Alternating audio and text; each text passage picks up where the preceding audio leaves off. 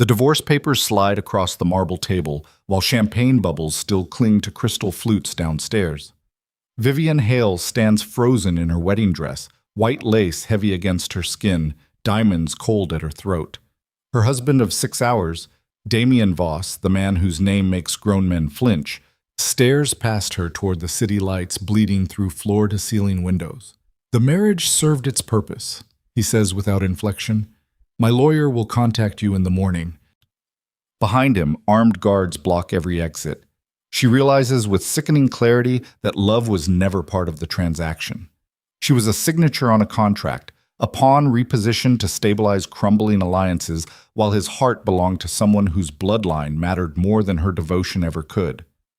The penthouse suite that should have been her sanctuary becomes a gilded cage where fairy tales go to die. If you want to see how a woman rises from the ashes of betrayal to claim an empire built on her own terms, stay until the end. Hit that like button and drop a comment with your city so I can see how far this story travels across the world. The reception ended an hour ago, but Vivian still hears phantom laughter echoing through the hotel's marble corridors. She stands before the vanity mirror in the penthouse suite, fingers trembling as she removes the diamond earrings Damien's mother presented to her that morning. The old woman's smile had been brittle, performative. Vivian understands why now. Her reflection stares back at her with eyes that haven't learned to recognize deception yet. 28 years old and still naive enough to believe that a powerful man's silence meant depth instead of indifference. She practiced interpreting Damien's coldness as protection, his distance as strength. For 6 months she convinced herself that marrying into the Voss family meant finding safety in a world that had always felt too sharp, too unpredictable. The bathroom door opens. Damien emerges in his shirt and dress pants, tie already discarded. He moves past her without touching, without speaking, his attention fixed on the cityscape beyond the glass. Chicago sprawls below them in a grid of neon and shadow, beautiful and brutal in equal measure. Vivian turns from the mirror. "Are you coming to bed?" He doesn't answer immediately, just stands there with his hands in his pockets, shoulders rigid beneath expensive fabric. When he finally speaks, his voice carries no emotion whatsoever. "We need to talk." Something cold crawls up her spine. She knows that tone.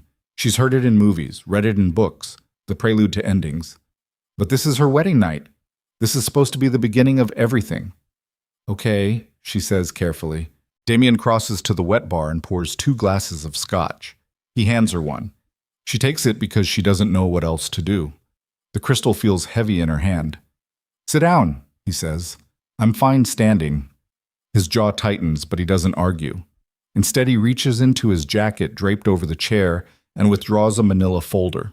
Sets it on the marble table between them with the kind of deliberate care that makes her stomach drop. "What is that?" "Divorce papers." The words don't make sense. They're just sounds, syllables strung together without meaning. Vivian's brain refuses to process them into reality. "I don't understand." "I'm filing for divorce. The paperwork is already prepared. My lawyer will contact you tomorrow morning to finalize the details." Now the words land. They hit her chest like physical blows, stealing air from her lungs. She sets the scotch down before her shaking hands betray her. "We got married 6 hours ago." "I know. 6 hours, Damien." The marriage served its purpose.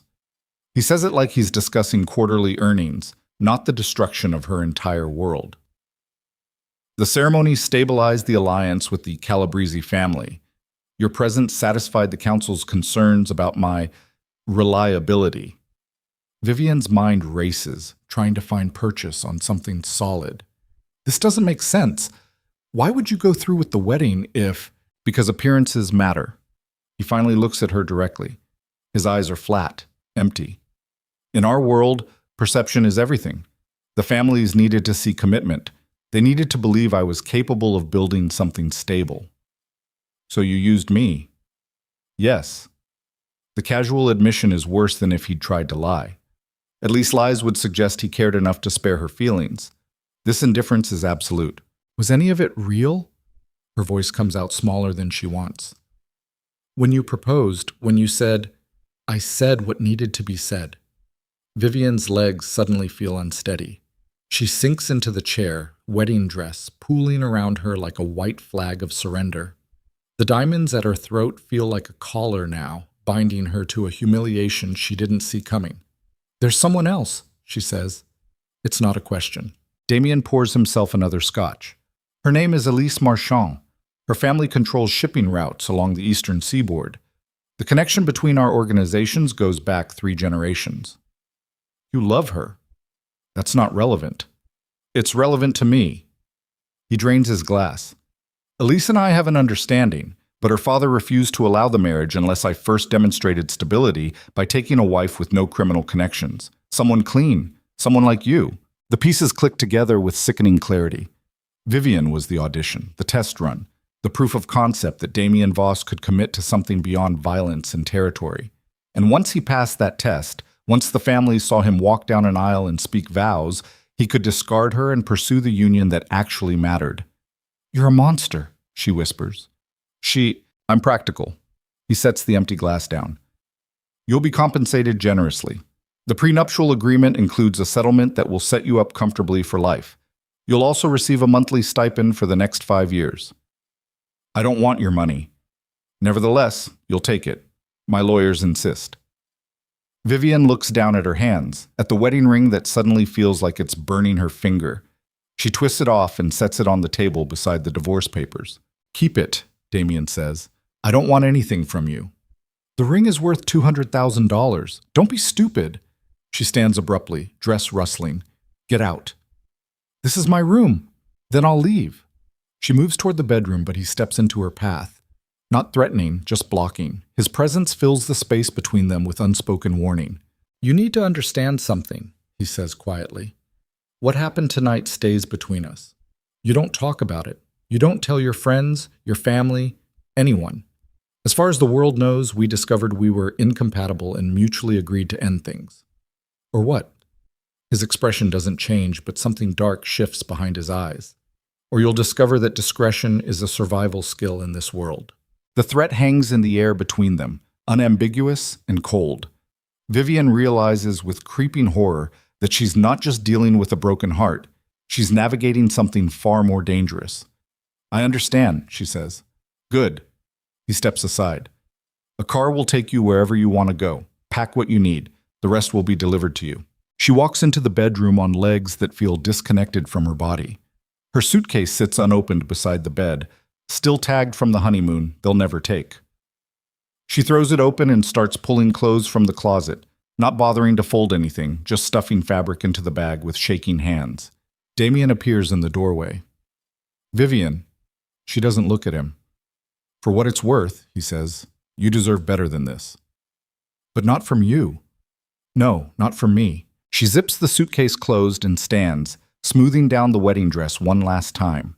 In the mirror across the room, she catches a glimpse of herself, hair still perfect, makeup still flawless, a bride without a groom. The image would be laughable if it wasn't so devastating. When she turns around, Damien is gone. The suite is empty except for the manila folder on the table and the diamond ring glinting under recessed lighting. She leaves both behind. The elevator ride down feels endless. Security guards fill the lobby, but none of them look at her. They've been instructed to ignore her, she realizes. She's already been erased from Damien's world. A black town car idles outside. The driver opens the door without speaking. Vivian slides into the back seat, suitcase balanced on her lap, and gives him an address she hasn't used in 2 years, her friend Rachel's apartment in Logan Square. As the car pulls away from the hotel, she watches the building recede through the rear window. Somewhere up there, Damien is probably calling Elise Marchand to tell her the obstacle has been removed. Somewhere up there, her fairy tale is being swept away like confetti after a parade. She doesn't cry. The tears won't come. There's just a hollow ache spreading through her chest, numbing everything it touches. Rachel answers the door in pajamas, eyes widening when she sees the wedding dress. "What the hell happened? Can I stay here tonight?" "Of course. Jesus, Vivian, what?" "I don't want to talk about it." Rachel steps aside and Vivian enters the small apartment that smells like coffee and safety. She strips out of the dress in the bathroom, leaving it crumpled on the tile floor like a shed skin, pulls on borrowed sweatpants and a t-shirt. When she emerges, Rachel hands her a glass of wine without comment. They sit on the couch in silence. Rachel doesn't press for details. After 20 minutes, Vivian finally speaks. He divorced me. Tonight? 6 hours after the ceremony. Rachel's face goes pale. That's not possible. He had papers ready, lawyers on standby. The whole thing was planned. Oh my God. Vivian takes a long drink of wine. He used me to prove something to his world. Once I served my purpose, he threw me away. That fucking psychopath. He's not a psychopath, he's just practical. She repeats Damien's word with bitter accuracy. Everything is strategy to him. I was a move on a chessboard. Rachel sets her wine down. You need to report this. Go to the police, tell them what? That a mafia boss tricked me into marrying him? They'll laugh me out of the station. Vivian shakes her head. And even if they didn't, Damien would make sure I regretted it. He made that very clear. He threatened you? Not explicitly, but the message was obvious. Rachel pulls her into a hug. Vivian accepts it mechanically, unable to access the emotion that should accompany this moment. She feels disconnected from her own body, watching her life collapse from a distance. That night she lies awake on Rachel's couch, staring at the ceiling while streetlight filters through the blinds. Her phone buzzes repeatedly, texts from family members asking about the honeymoon, friends sending congratulations. She turns it off without responding. By morning, exhaustion finally pulls her under. She dreams of Damien standing in front of windows overlooking the city, his back always turned, his voice always cold. In the dream, she tries to reach him, but the distance between them keeps expanding until she's running through empty corridors that lead nowhere. She wakes to Rachel shaking her shoulder. Someone's here to see you. Vivian sits up, disoriented. Who? He says he's Damien's lawyer. Her stomach drops. Tell him I'm not here. He knows you're here. He saw you through the window. Vivian stands and moves to the door. Through the peephole, she sees a man in an expensive suit holding a briefcase. He looks patient, unbothered by the wait. She opens the door but leaves the chain on. What do you want? Mrs. Voss. Don't call me that. My apologies. Ms. Hale. He adjusts his glasses. My name is Gregory Chen. I represent Mr. Voss in matters of personal affairs. I'm here to discuss the terms of your separation. I told him I don't want his money. Nevertheless, we have legal obligations to fulfill. May I come in? No. Chen doesn't seem surprised. Then I'll be brief. Mr. Voss has arranged for you to occupy a residence in Wicker Park for the next 6 months while the divorce is finalized. All expenses will be covered. You'll also receive a monthly allowance of $15,000 during this period. I don't want anything from him. I understand your feelings, but I'm afraid this isn't negotiable. The prenuptial agreement you signed includes mandatory provisions. He withdraws a document from his briefcase. Additionally, Mr. Voss has requested that you sign this non-disclosure agreement. It prevents you from discussing the details of your marriage or its dissolution with media, law enforcement, or any third parties. And if I refuse, Chen's expression remains neutral. Mr. Voss is a man of considerable resources and connections. It would be unwise to create conflict where cooperation is possible. The threat is delivered with such professional courtesy that it takes a moment to register. Vivian stares at him, understanding crystallizing into something sharp and clear. I'll sign it, she says. Excellent. He produces a pen. She takes the NDA and scrawls her name across the bottom without reading it. What's the point? She's already trapped. Chen collects the document and hands her a key card. The address for your residence is on the attached card. A driver will be available whenever you need transportation. I'll be in touch regarding the divorce proceedings. He leaves without another word. Vivian closes the door and leans against it, feeling the weight of invisible chains settling around her. What are you going to do? Rachel asks. I don't know. But that's a lie. She knows exactly what she's going to do. She's going to disappear into the apartment Damien's guilt money bought her. She's going to become invisible, insignificant. She's going to survive. The Wicker Park apartment is sterile and expensive, furnished like a hotel room designed by someone who's never actually lived anywhere. Floor-to-ceiling windows overlook a street busy with pedestrians who have destinations and purposes. Vivian stands at the glass for hours that first day, watching people move through their lives while hers sits frozen. Days blur together. She doesn't answer her phone, doesn't respond to messages. Her family thinks she's on her honeymoon in Santorini. Let them think that for a while longer. Let them have their illusions. On the fourth day, she forces herself to leave the apartment, just to the coffee shop on the corner, just to prove she can still function. The barista makes small talk she doesn't hear. She takes her latte to a corner table and tries to read the book on her phone, but the words won't stick. A woman slides into the seat across from her. Mid-50s, well-dressed, with the kind of quiet authority that commands attention without demanding it. "You're Vivian Hale," the woman says. Vivian's guard slams up. "I'm nobody." "That's not true. You're the woman Damien Voss married and discarded in less than a day. That makes you someone very interesting." "I signed an NDA. I'm not asking you to break it." The woman leans back. "My name is Margaret Wolfe. I run a charity organization that provides support services for families affected by violence. We're always looking for volunteers." "I'm not interested in charity work." "That's a shame. We do important work, and we're very well funded." Margaret slides a business card across the table. "If you change your mind, call me." She leaves before Vivian can respond. The card sits on the table, elegant and simple. Vivian picks it up, studies it. Something about the encounter feels off. Too deliberate, too coincidental. She pockets the card and leaves the coffee shop. On the walk back to her apartment, she notices a black sedan parked across the street. The same sedan that was there yesterday and the day before. Damien is having her watched. The realization hits her with cold certainty. Of course he is. She's a liability now, a discarded wife who knows too much. He needs to make sure she stays quiet, stays hidden, stays irrelevant. That night, Vivian stands at her window and watches the sedan, watches the man behind the wheel who doesn't bother hiding his presence. This isn't protection, it's intimidation. She pulls out Margaret Wolfe's business card and turns it over in her fingers. On the back, handwritten in neat script, are 4 words. "You are not safe." Vivian's heart begins to pound.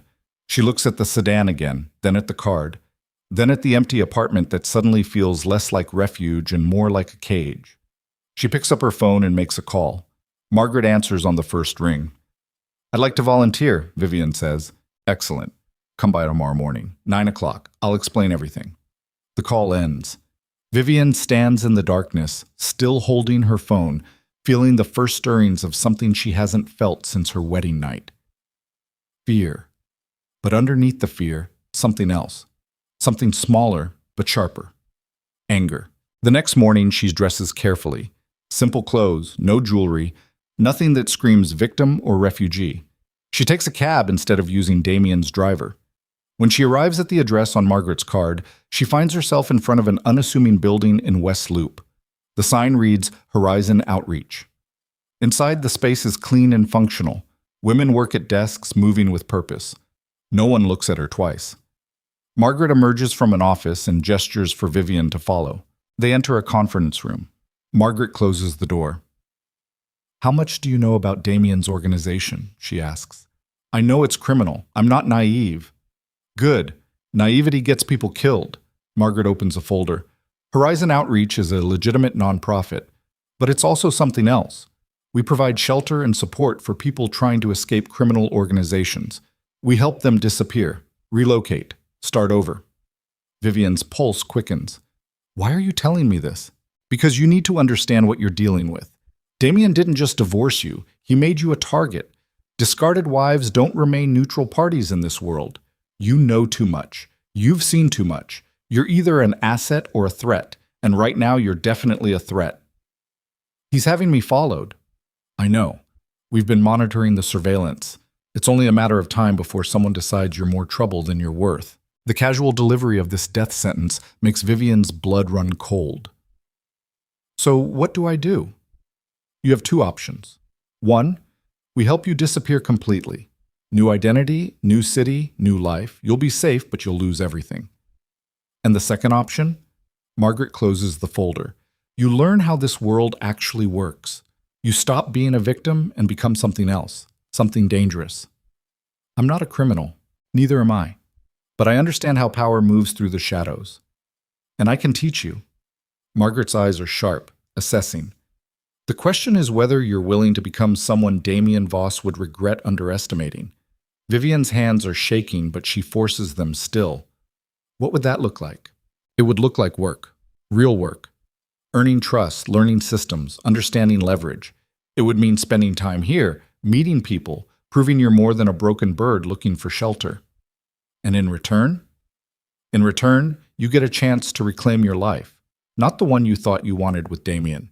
The one you didn't know you were capable of building. Vivian stands and walks to the window. Down on the street, people go about their morning routines. Coffee runs and commutes. Normal lives lived by normal people who don't have ex-husbands capable of making them disappear.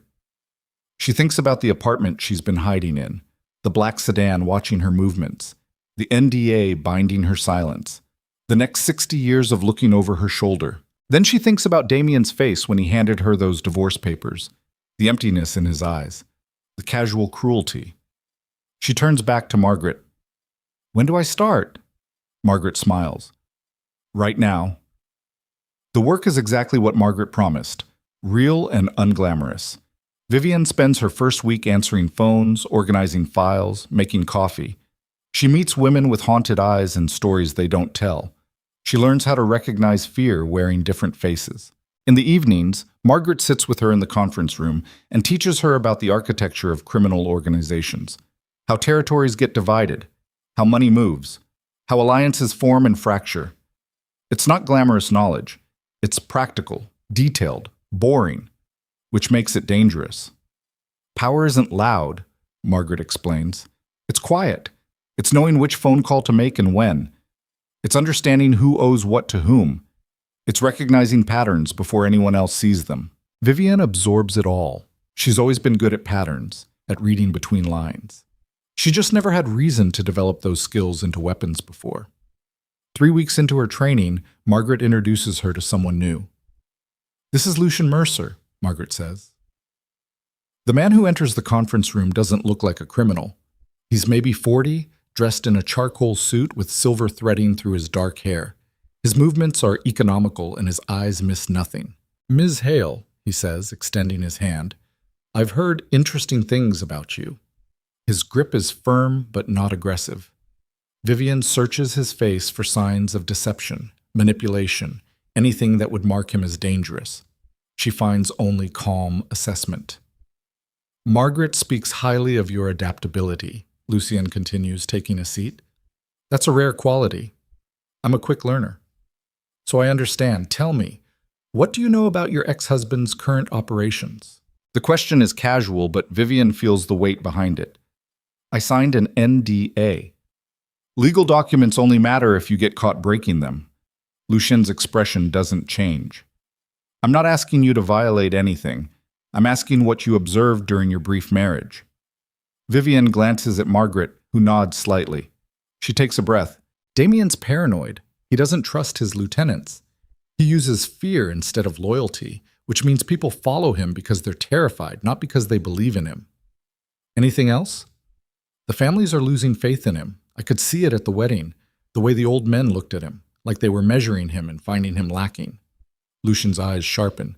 You saw all that in one day? I've been reading people my whole life. It's how you survive when you don't have power. Something shifts in the room's atmosphere. Lucian leans forward slightly. Margaret thinks you could be valuable to our organization. I'm inclined to agree, but I need to know if you understand what you're stepping into. Margaret's been clear about the risks. Has she told you what I do? No. I run strategic operations for a coalition of families who believe the old ways are dying. We're trying to build something cleaner, more sustainable, less violent. He pauses. We're not saints, but we're practical, and we need people who understand how to think 3 moves ahead. Vivian's pulse quickens. This is it, the moment where she steps off the edge into something she can't take back. What would you need from me? Initially, just observation. You'll work with Margaret, meet people, learn the landscape. Eventually, if you prove trustworthy, more substantial assignments. And in return? Protection, resources, a future that doesn't involve constantly looking over your shoulder. Lucian stands. But understand this. Once you're in, you're in. There's no going back to your old life. My old life doesn't exist anymore. Then we have an understanding. He leaves without ceremony. Margaret turns to Vivian. Last chance to walk away, she says. Vivian thinks about the hollow apartment and the watching sedan and the divorce papers she never signed. She thinks about Damien's cold eyes and calculated betrayal. I'm not walking anywhere, she says. The next morning, the black sedan is gone. The sedan's absence doesn't bring relief. It brings a different kind of tension, the kind that settles between shoulder blades and stays there.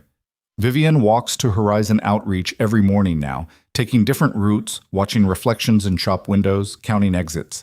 Margaret taught her that, the way prey thinks when it learns to hunt. Inside the building, the work continues, tedious and deliberate. She catalogs donations that never quite add up to what the ledgers claim. She answers calls from numbers that disconnect when she picks up. She watches Margaret handle conversations in languages Vivian doesn't speak, reading tone instead of words. One afternoon, a woman arrives with a black eye and a daughter who won't make eye contact. Margaret handles them personally, disappearing into a back office for an hour. When they leave, the woman's shoulders sit differently, like she's carrying less weight. Where did they go? Vivian asks. Somewhere safe. That's not an answer. Margaret looks at her with those sharp, assessing eyes. You're not ready for those answers yet. When will I be? When you stop asking. That night, Lucien appears at the office just before closing. He doesn't knock, just enters like he owns the space. Maybe he does. Vivian's learning that ownership in this world is more complicated than property deeds. Take a walk with me, he says. It's not a request. Vivian grabs her jacket and follows him onto the street. October wind cuts through the West Loop, carrying the smell of roasting coffee and diesel exhaust. They walk in silence for 2 blocks before Lucien speaks. What do you know about the Calabrese family? Damien married me to satisfy them. Something about proving stability. Partially correct. Lucien's hands stay in his coat pockets, his pace unhurried. Anthony Calabrese controls most of the port operations from Milwaukee to Gary. His organization is old money, old methods. He doesn't trust Damien because Damien's father built the Voss empire through violence, not diplomacy. So the marriage was supposed to show Damien could commit to something. Exactly. Except Damien filed for divorce before the ink dried on the wedding photos. That tells Calabrese exactly what kind of man he's dealing with. They turn down a quieter street. Streetlights flicker overhead, casting uneven shadows. Why does that matter to me? Vivian asks. Because Calabrese is angry. He invested political capital in supporting that marriage. Made promises to other families that Damien would stabilize. Now he looks like a fool. Good. Lucien stops walking and turns to face her. You misunderstand. Calabrese doesn't blame Damien. He blames you. The words hit like cold water. What? In his mind, you failed to hold your husband's attention. You weren't woman enough, smart enough, valuable enough. Which means the marriage failing is your fault, not Damien's. That's insane. That's how these men think. Lucien resumes walking. Calabrese is looking for someone to punish. You're convenient.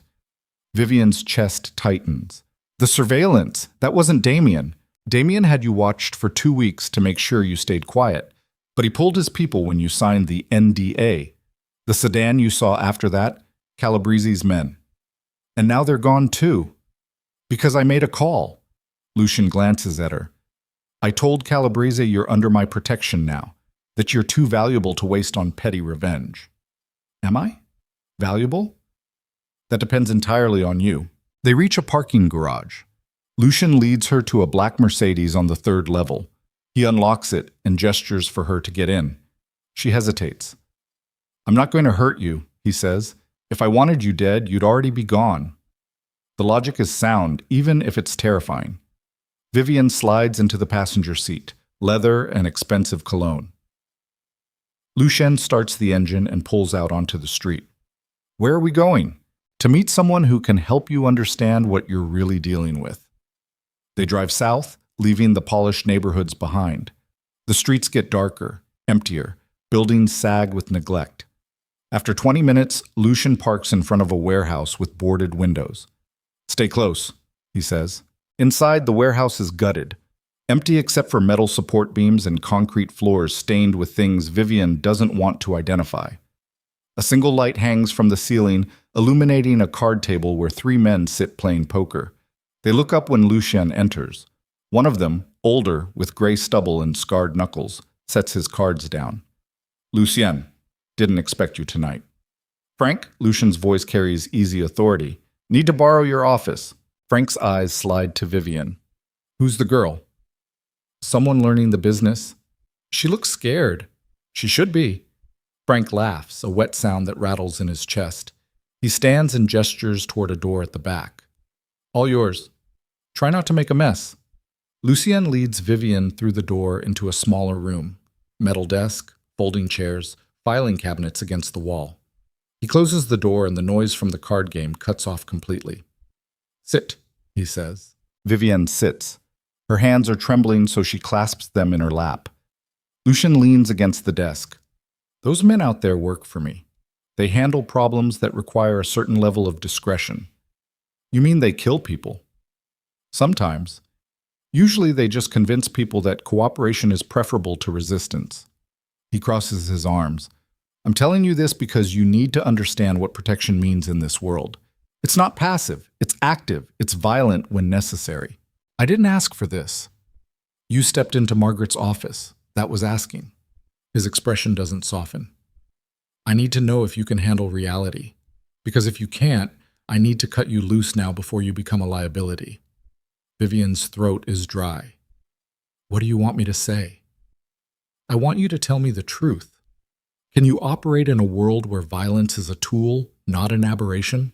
She thinks about Damien's cold dismissal, about the black sedan following her, about Calabrese deciding she deserves punishment for failing to be lovable enough, about every time in her life someone assumed she was weak, disposable, irrelevant. Yes, she says. You sure? I'm sure. Lucien studies her for a long moment. Then he nods. Good.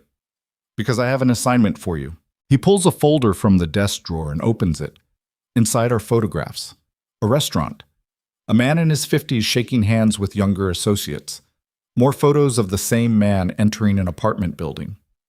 His name is Vincent Caruso, Lucien says. He runs book for the Moretti family. They've been skimming from joint operations with my organization for 6 months. I need proof. What kind of proof? Documentation, records, anything that shows money being rerouted.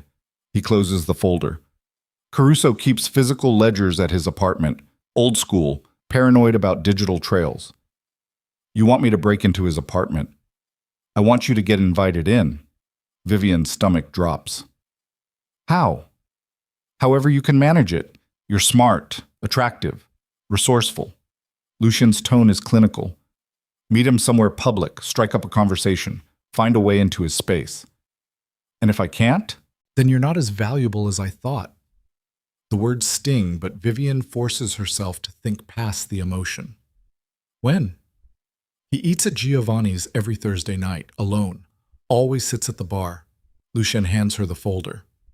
This Thursday, 3 days from now. That's not much time to prepare.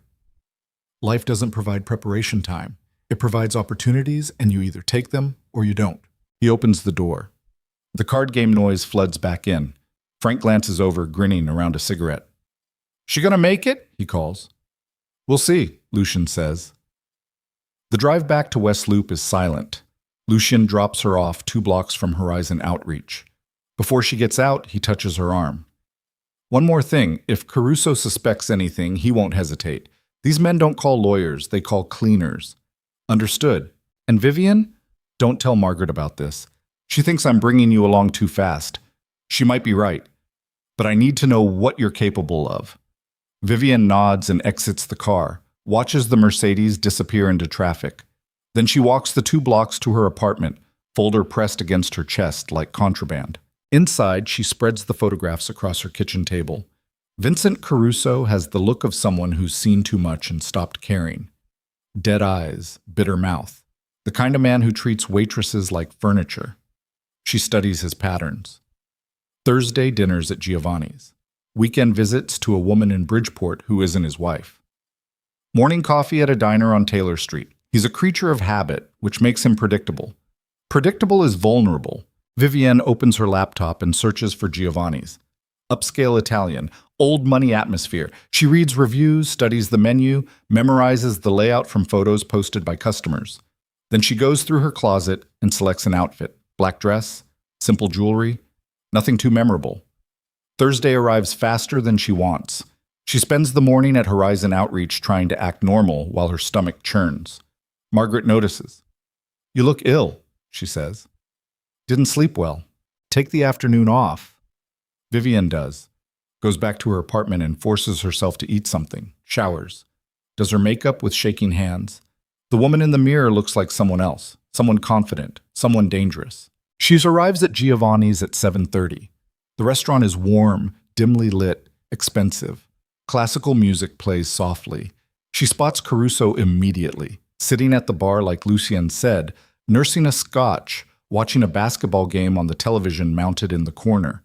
Vivian takes a seat 2 stools away, orders a glass of wine, doesn't look at him, doesn't acknowledge his presence, just watches the game like she's actually interested. 10 minutes pass. Then Caruso speaks. "You follow basketball?" She glances over. "Not really. My brother does. I'm trying to understand what he finds so fascinating." "It's all about momentum. Teams get hot, teams get cold. Whole game can turn on one shot." "Sounds like gambling." He laughs, the sound sharp and brief. "Everything's gambling if you think about it." She takes a sip of wine. "That's a depressing philosophy." "Maybe, but it's honest." He extends his hand. "Vincent." "Anna." The lie comes easily. His grip is firm, professional, not lingering. "You from Chicago, Anna?" "South Side originally, moved downtown last year." "You?" "Born here. Still here. Probably die here." He signals the bartender for another scotch. "You eating alone?" "Wasn't planning to eat at all. Just needed to get out of my apartment." "Rough day?" "Rough month." Something shifts in his expression.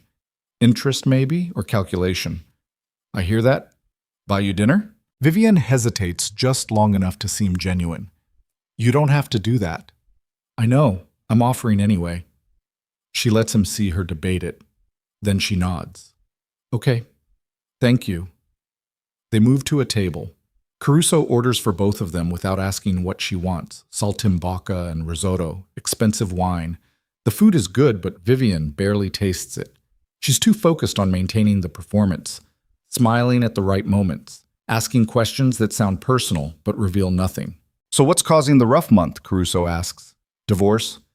Yeah, that'll do it." He cuts into his veal. "How long were you married?" "Not long enough to matter, but long enough to hurt." "Something like that." He nods like he understands. "My first wife left me after 3 years. Took half of everything and my dignity. Second wife was smarter. She just took the money."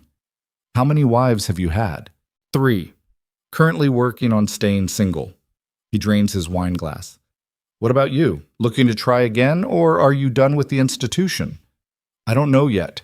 Right now I'm just trying to remember who I was before all of it." "That's smart. People lose themselves in relationships, forget they were whole before someone else showed up." The irony of receiving life advice from a mafia accountant isn't lost on Vivian. She lets the conversation flow naturally, steering it away from anything too specific about her own life. Caruso talks easily once the wine loosens him up. Complains about work without naming names. Mentions an apartment in Little Italy that he's fixing up. Talks about his mother, who still cooks Sunday dinner for the whole family. 2 hours pass. The restaurant empties around them. Finally, Caruso pays the check. Cash, no card. And they walk outside together. The October night is cold and clear. "This was nice," he says. "Unexpected, but nice." "It was. Thank you for dinner." "You want to grab coffee sometime? I know a place that makes the real stuff. None of this Starbucks garbage." Vivian pretends to consider it. "I'd like that. But full disclosure, I'm not looking for anything serious right now." "Neither am I. Just coffee. Maybe conversation that doesn't involve lawyers or alimony payments." She laughs. "Okay. Give me your number." They exchange phones. He types his information into her contacts. She does the same with a burner number she picked up yesterday. When he hands her phone back, their fingers touch briefly. "I'll text you," she says. "I hope you do." He hails a cab for her even though she could walk. She lets him because it fits the performance. On the ride back to her apartment, she stares at his contact information. Vincent Caruso. Just a name. Just a man who bought her dinner and made her laugh. Just a target. She texts Lucian. Made contact. He's interested. The response comes immediately. Good. Move fast. Moretti's getting suspicious. Over the next week, Vivian constructs a relationship out of carefully planned spontaneity. Coffee on Saturday. A walk through Millennium Park on Tuesday. Drinks on Friday night that turn into dinner. Each time, she learns more about Caruso's routines, his paranoia, his weaknesses. He's lonely, she realizes, surrounded by criminals but trusted by no one. His wives left because they couldn't handle the secrets. His children don't call. His colleagues are just people waiting for him to make a mistake they can exploit. She almost feels sorry for him. Almost. On the second Friday, after their fourth date, Caruso invites her to his apartment. Just to see the renovation work, he says. I'm proud of it. Want to show someone.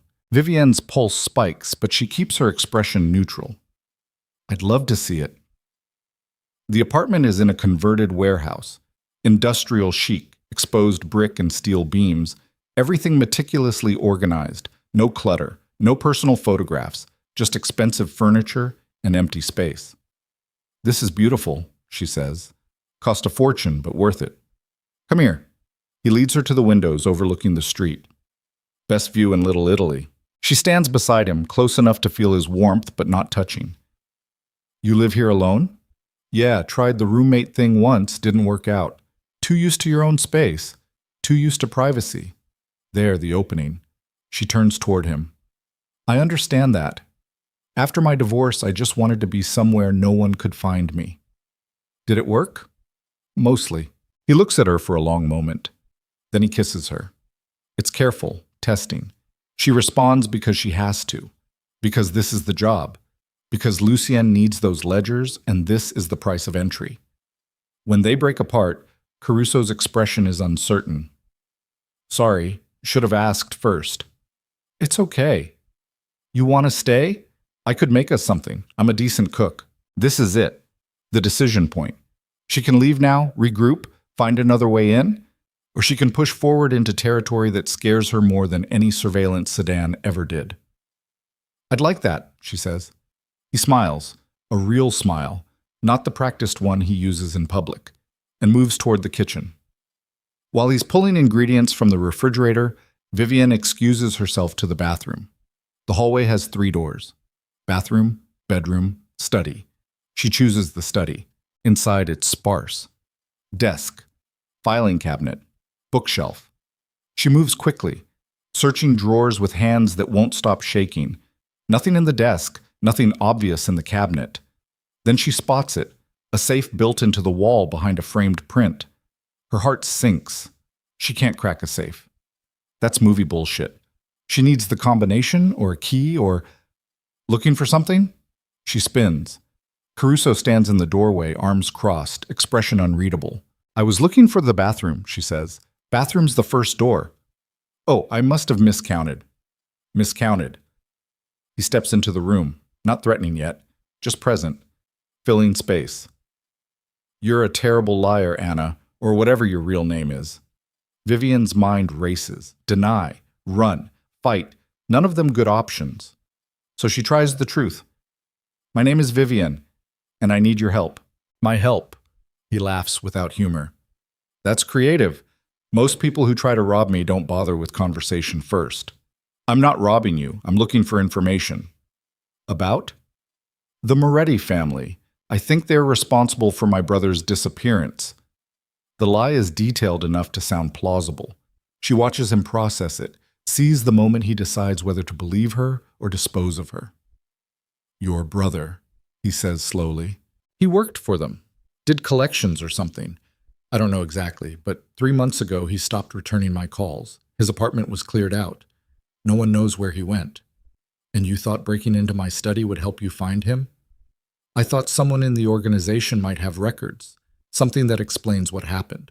Caruso's jaw tightens. He moves to the desk and leans against it, still watching her. You have any idea how stupid that is? Walking into a made man's home and rifling through his shit? I was desperate. Desperate gets you killed. I don't care. He's my brother. The words hang between them. Caruso's expression shifts, not softening exactly, but recalculating. What's your brother's name? Michael. Michael Hale. Don't know him. Please, if there's anything... I said I don't know him. Caruso straightens. But I'll ask around, discreetly. If he's still breathing, someone knows where. Vivian's relief is genuine because the performance is over and she hasn't been killed yet. Thank you. Don't thank me. Just get the fuck out of my apartment. She moves toward the door, but he blocks her path. Up close, she can see the anger in his eyes mixed with something else. Disappointment, maybe. I liked you, he says quietly. Thought maybe you were real, someone who didn't want anything except company. I'm sorry. No, you're not, but you will be if you ever try something like this again. He steps aside. Vivian walks past him, through the living room, out the door. Her legs barely carry her down the stairs. On the street, cold air hits her face, and she realizes she's crying. She walks 4 blocks before her phone rings. Lucien. What happened? He caught me. Silence. Then, are you hurt? No, he let me go. That doesn't sound like Caruso. I told him I was looking for my brother, that I thought the Morettis had him. Creative. Lucien's tone is unreadable. Did he believe you? I think so. He said he'd ask around. Good. That buys us time. Get somewhere safe. I'll call you tomorrow. The line goes dead. Vivian stands on the corner, shaking, phone pressed against her ear like it might offer comfort. Around her, the city moves through its Friday night rhythms, people laughing, arguing, living. None of them aware that she just barely survived something most of them couldn't imagine. She walks back to her apartment, locks the door, sits on the floor with her back against the wall. The adrenaline drains away slowly, leaving exhaustion in its wake. Her phone buzzes. A text from an unknown number. You're lucky I'm sentimental about siblings. Next time I won't be. Caruso. Warning her. Or maybe protecting her. Hard to tell the difference in this world. She texts back. Thank you. No response. The next morning, Margaret calls her into the office. Lucien is already there, expression grim. We have a problem, he says. Vivian's stomach drops. What kind of problem? The Morettis know someone's been asking questions about their operations. They don't know who yet, but they're investigating, which means Caruso's probably under surveillance now. I'm sorry, I should have been more careful. Careful doesn't matter anymore. Lucien paces the small office. What matters is containment. We need to move up our timeline. Timeline for what?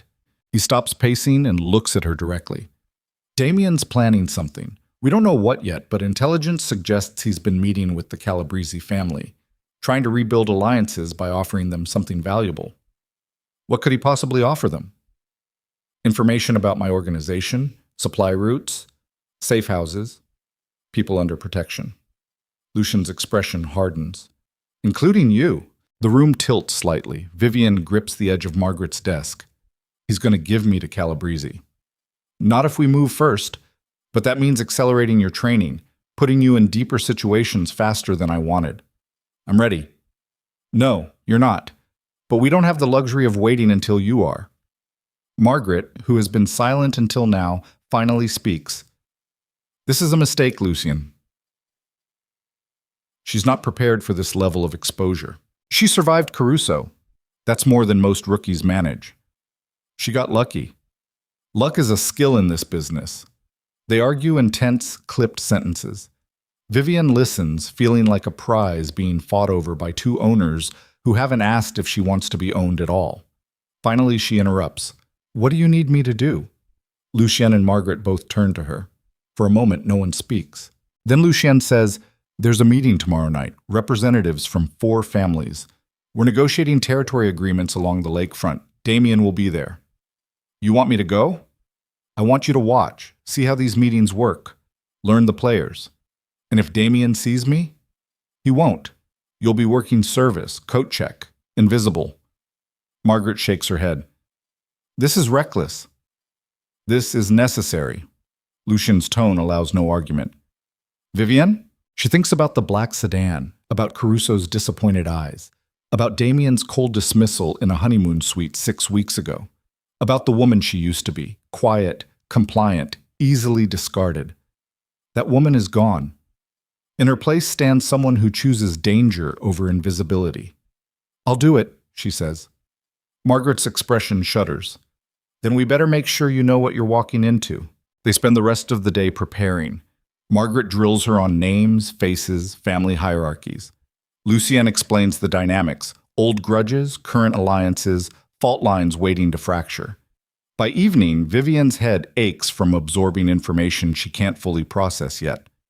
At midnight, Margaret drives her home. They sit in the car outside Vivian's building, engine running, heat pouring from the vents. "You don't have to do this," Margaret says. "Yes, I do." "Why? What are you trying to prove?" Vivian looks out at the dark street. "That I'm not who everyone thought I was." "And who did they think you were?" "Weak, disposable, someone who breaks when pressure gets applied. And now? Now I want them to be afraid they underestimated me." Margaret is quiet for a long moment. Then she reaches into her purse and pulls out a small canister. Hands it to Vivian. "Pepper spray. If things go bad tomorrow, aim for the eyes and run. Don't try to be a hero." Vivian pockets it. "Thank you." "Don't thank me. Just survive." The meeting takes place in a private room at a steakhouse in River North. Vivian arrives an hour early, dressed in black slacks and a white button-down. Service uniform. She checks coats, pours water, exists only as movement in peripheral vision. The men start arriving at 8. Old power in expensive suits. They greet each other with handshakes and careful smiles. Lucien enters with 2 associates, his expression neutral, controlled. He doesn't look at her. Then Damien walks through the door. Vivian's breath catches. 6 weeks since she's seen him, and he looks exactly the same.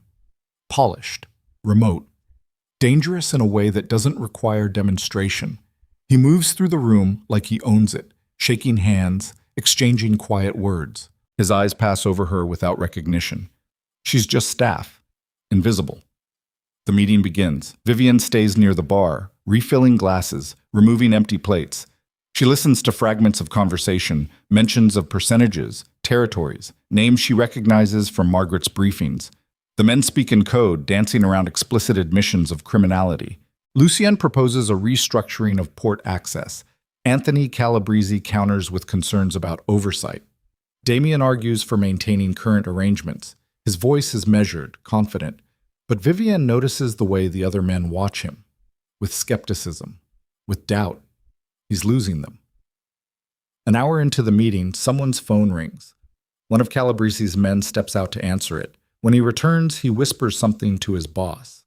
Calabrese's expression darkens. "We have a problem," Calabrese says, cutting through the discussion.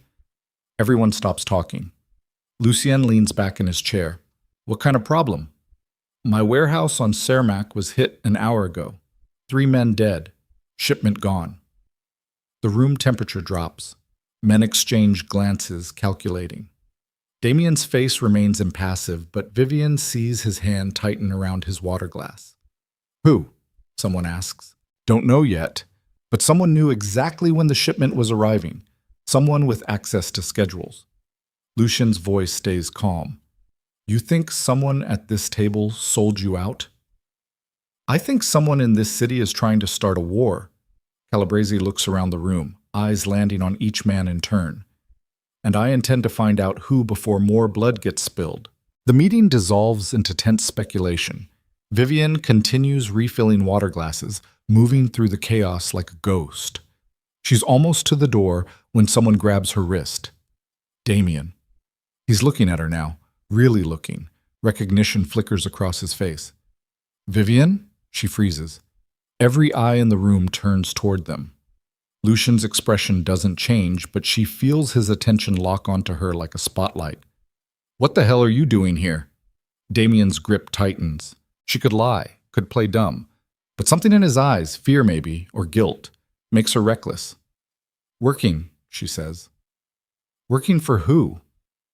"Does it matter?" His jaw clenches. "You signed an NDA. I haven't said anything about our marriage. I'm just pouring water." Bullshit. He pulls her closer, voice dropping. You need to leave. Now, this isn't safe for you. Suddenly you care about my safety? Vivian, Lucian stands. Mr. Voss, I believe you're frightening my employee. Damien's head snaps toward him. Your employee? She works for Horizon Outreach. We provide staff for private events. Lucian's tone is pleasant, professional, completely unthreatening, which somehow makes it more dangerous. Is there a problem? The room watches, waits. Vivian can feel the tension stretched thin, ready to snap. Finally, Damien releases her wrist. No problem. Good. Lucian gestures toward the door. Vivian, why don't you take your break? She doesn't need to be told twice. She walks out of the private room, through the restaurant, onto the street. Her wrist throbs where Damien grabbed it. She's 3 blocks away when footsteps sound behind her. She turns, hand going to the pepper spray in her pocket. It's Damien, alone. Don't run, he says. I just want to talk. We have nothing to talk about. You're working for Lucian Mercer. He stops a few feet away. Do you have any idea what that means? It means I have a job, which I need because my husband divorced me and I have to survive somehow. Lucian is dangerous. So were you. Didn't stop me from marrying you. He flinches. Actually flinches. That was different. How? I was trying to protect you. Vivian laughs, the sound harsh and bitter. By throwing me away? By making me a target for men like Calabrese? That's not protection, Damien. That's abandonment dressed up in noble lies. You don't understand the situation. I understand perfectly. You wanted to marry Elise Marchand, but her father demanded proof you were capable of commitment. So you used me as a test run. Once you passed, you discarded me. Simple. It wasn't like that. Then what was it like? Explain it to me. He runs a hand through his hair, composure cracking. There was going to be a war. The families were fracturing. Marrying you bought time to stabilize things, but keeping you in my life would have made you a permanent target. Divorcing you was supposed to set you free. Free to be hunted by Calabrese? Free to live in fear? That's your definition of freedom? I didn't know he'd come after you. You thought I'd disappear quietly, that I'd take your guilt money and vanish, that I'd stay invisible and irrelevant and safe. She steps closer. But I'm done being invisible. And I'm done being safe at the cost of being powerless. Damien's expression shifts into something she can't quite read. Lucian will use you. He's using you right now. At least he's honest about it. You pretended to love me. I did love you. The words come out raw, unguarded. That's why I had to let you go. Love doesn't work like that. You don't destroy someone to save them. He reaches for her, but she steps back, shaking her head. It's too late, Damien. Whatever you're feeling now, guilt, regret, second thoughts, it doesn't change what you did. You made your choice. Now I'm making mine. Working for Lucien is a death sentence. Maybe, but it's my death sentence to choose. She turns and walks away. He doesn't follow. When she glances back from the corner, he's still standing there, watching her disappear into the city, looking, for the first time since she's known him, completely lost. Vivian's phone buzzes. Lucien, meet me at Horizon, now. She catches a cab.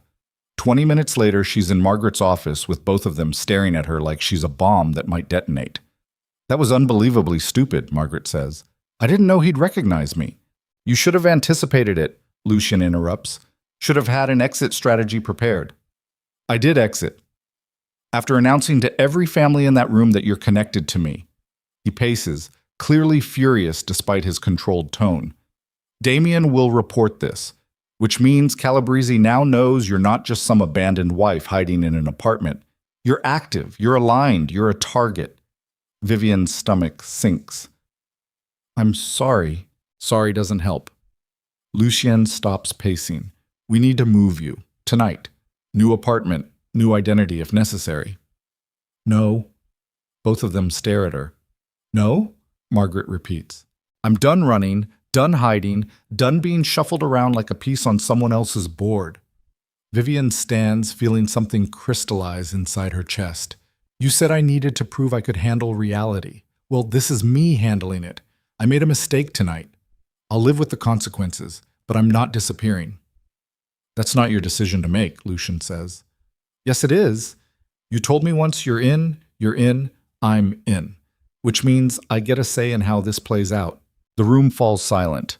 Margaret and Lucienne exchange a look that contains an entire conversation Vivian can't hear. Finally, Lucian nods. All right. You want to stay visible? Then you better become valuable enough that removing you costs more than keeping you alive. How do I do that? By getting me those ledgers from Caruso. By proving you can close an assignment even after it goes sideways. He leans forward. You have 72 hours. After that, Damien and Calabrese will move. And when they do, you better be worth protecting. He leaves without another word. Margaret sits heavily in her chair. You're either very brave or very stupid, she says. Maybe both. Probably both. Margaret pulls out a bottle of whiskey and 2 glasses, pours generously. Here's to not dying before Sunday. They drink in silence. Outside, Chicago glitters with lights and motion and 10,000 stories unfolding simultaneously. Vivian wonders how many of them involve women trying not to disappear. Margaret? Yeah? Thank you for everything. Margaret's expression softens slightly. Don't thank me yet. Thank me if you're still breathing on Monday. Vivian leaves the office near midnight. The streets are cold and empty. She walks slowly, thinking about Caruso's apartment and the safe she couldn't crack, and the 72 hours ticking down like a countdown to some unknown detonation. Her phone buzzes. Unknown number. Your brother's name wasn't Michael, but you already knew that. Caruso. She types back, I know, I'm sorry I lied. The response takes 3 minutes. Everyone lies. Question is whether you lie for something worth the cost. I don't know yet. Figure it out fast. Moretus are asking about you. Told them I don't know anything. Can't do that twice. Her hands shake as she types, What do you want? I want you to stop pretending to be someone you're not. Own what you're doing. Might survive longer that way. The messages stop. Vivian stands on the empty corner, phone glowing in her hand, feeling like she's standing at the edge of something vast and dark. Behind her is the woman she used to be, safe, quiet, powerless. Ahead is territory she doesn't understand yet, populated by people who kill as casually as they breathe. And somewhere between those 2 points is the person she's becoming. Someone who lies to criminals, who risks her life for ledgers she doesn't fully understand, who stares down her ex-husband in a room full of dangerous men and refuses to flinch. She doesn't know if that person is brave or broken. Maybe it doesn't matter. She walks back to her apartment, mind already working on how to get back into Caruso's life, into his trust, into that study with the safe she couldn't crack. 72 hours, she better make them count. Vivienne doesn't sleep. She sits at her kitchen table with Caruso's contact information glowing on her phone screen and a clock in her head counting down hours she can't afford to waste. 72 hours to get ledgers from a man who already caught her breaking into his study. 72 hours before Damien and Calabrese decide she's more trouble than she's worth. The math doesn't work in her favor. At 4 in the morning, she texts Caruso, I need to see you. No response. She tries again at 6. Please, I can explain everything. Still nothing. By 7, she's dressed and standing outside the diner on Taylor Street where his morning routine takes him. She orders coffee, she doesn't drink, and watches the door. He arrives at 7:40, same as every day according to the surveillance photos. Sees her immediately. His expression hardens, but he doesn't leave. He slides into the booth across from her. You're persistent, I'll give you that. I need to tell you the truth. Which version? The one where you're looking for your brother, or the one where you're working for someone who wants me dead? Vivian flinches. Neither, both, it's complicated. Uncomplicate it. She takes a breath. My name is Vivian Hale. 6 weeks ago I married Damien Voss. He divorced me the same night. Now I'm working for Lucian Mercer because it's the only way to stay alive in a world where discarded wives become targets. Caruso's eyes narrow. You married Damien Voss? For 6 hours. Jesus Christ. He signals the waitress for coffee. When it arrives, he drains half the cup in one swallow. So Lucien sent you after me. Wanted dirt on the Moretti operation. Yes. And the sob story about your brother was just bait. Yes. He's quiet for a long moment, jaw working. You know what the smart thing to do would be? Call my people. Have them pick you up. Turn you over to the Morettis and let them decide what to do with the spy. I know. But you're sitting here anyway. Either you're stupidly brave or you actually think I won't make that call. I think you're tired of being afraid, same as me. Caruso laughs, bitter and sharp. You don't know anything about me. I know you're lonely. I know you have 3 ex-wives who left because they couldn't handle the secrets. I know your kids don't call. I know you sit at Giovanni's every Thursday, eating alone because trust is a luxury you can't afford. She leans forward. I know because I've been there. Different circumstances. Same isolation. His expression shifts. Not softening exactly, but recalculating. Even if that's true, what do you want from me? I need those ledgers, the ones in your safe. Lucien needs proof the Morettis are skimming. And in return? I don't know. I don't have anything to offer except honesty, which I realize isn't worth much after I lied to you. It's worth nothing. Then kill me. Turn me in. Whatever you need to do. Vivian's hands shake, but she doesn't hide them. But understand that I'm not doing this because I want to. I'm doing it because staying invisible means staying prey. And I'm done being prey. Caruso stares at her. The diner noise continues around them. Plates clattering, conversations overlapping, the hiss of the griddle, normal morning sounds in a world that stopped being normal weeks ago. Finally, he says, "The ledgers aren't in my apartment." Vivian's stomach drops. What? You think I'm stupid enough to keep incriminating evidence where I sleep? They're in a safety deposit box at First National, downtown branch. Can you access them? I can. Question is, why would I? Because the Morettis are using you. When this skimming operation collapses, they'll need someone to blame. That someone will be you. His jaw tightens. She's hit something true. You don't know that. I know how these organizations work. I know sacrificial pawns when I see them. You've been doing this long enough to know it too. Caruso drains the rest of his coffee, sets the cup down with deliberate care. Even if I believed you, even if I wanted out, giving you those ledgers would be suicide. The Morettis would know it was me. Not if we make it look like someone else. Lucian's good at that kind of thing. Lucian's good at getting people killed. Maybe. But at least he's honest about what he wants. Can you say the same about your bosses? The question hangs between them. Around them, people continue their ordinary mornings. Reading newspapers, eating eggs, discussing weather and traffic. Vivian envies them so much it physically hurts. I need time to think, Caruso says finally. I have 65 hours. Then you better hope I think fast. He stands, drops cash on the table. Don't contact me again. If I decide to help, I'll reach out. If you don't hear from me by Saturday, assume the answer is no and stay the hell away from me. He walks out. Vivian sits in the booth for another 10 minutes, watching her coffee go cold, feeling the clock tick down inside her skull. Her phone buzzes. Lucien. Progress? She types back. Working on it. Work faster. She leaves the diner and starts walking. No destination, just movement to keep the panic at bay. Her phone rings. Rachel, her friend, the one whose couch she slept on that first terrible night. Vivian hasn't talked to her in 3 weeks. Where the hell have you been? Rachel demands. Your family thinks you're on your honeymoon. I've been covering for you, but I don't even know where you are.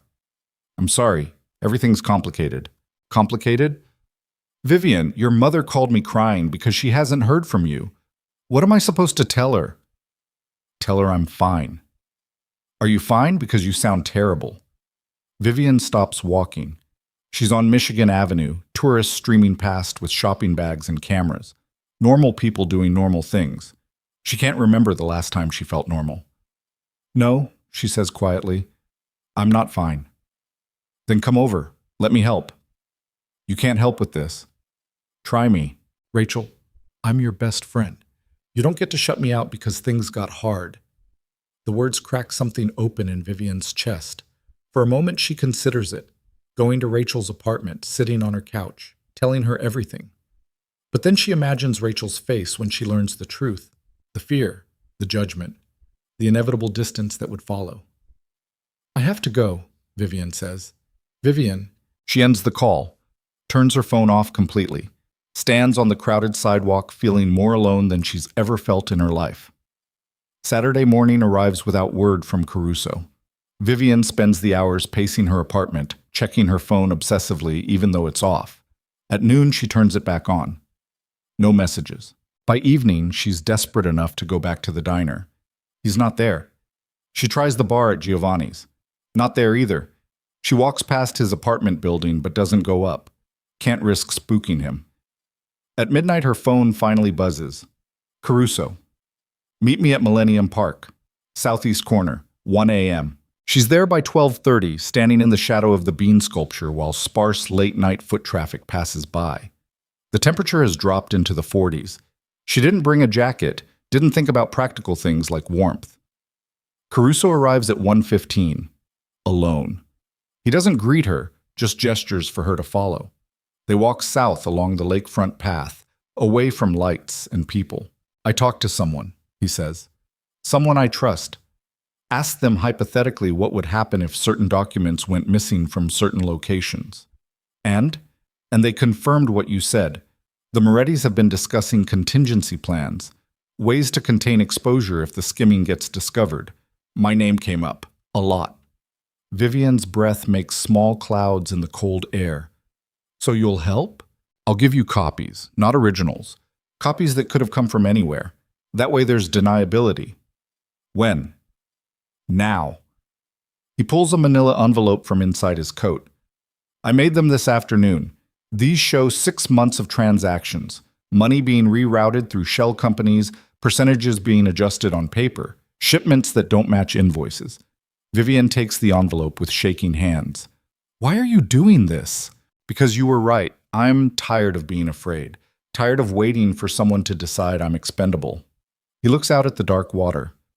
And because my daughter graduates college next month, I'd like to be alive to see it. Thank you. Don't thank me.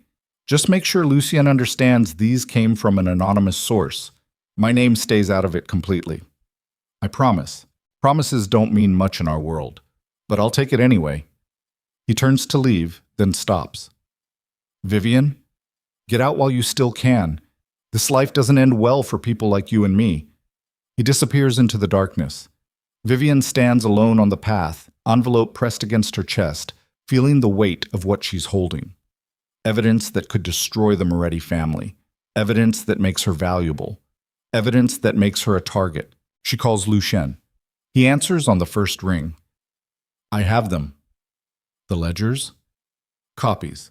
6 months of documentation. Silence. Then, where are you? Millennium Park. Stay there. I'm sending someone to pick you up. 20 minutes later, a black car pulls up. The driver doesn't speak, just opens the door. Vivian gets in. They drive north, away from downtown, into neighborhoods she doesn't recognize. Eventually, they pull up to a warehouse on the industrial edge of the city. Lucien waits inside with Margaret and 3 men Vivian doesn't know. The space is cold, lit by hanging work lights that cast harsh shadows. Let me see them, Lucien says. Vivian hands him the envelope. He pulls out the documents and spreads them across a metal table, studies them with Margaret looking over his shoulder. Minutes pass. Vivian's heart pounds so hard she's sure everyone can hear it. Finally, Lucien looks up. These are good, really good, detailed enough to prove systematic fraud. Relief floods through her. So I did it. I proved I'm valuable. You proved you can follow instructions. Lucien's expression is unreadable. Now we see if you can handle the next part. What's the next part? We use these to force the Morettis to the negotiating table.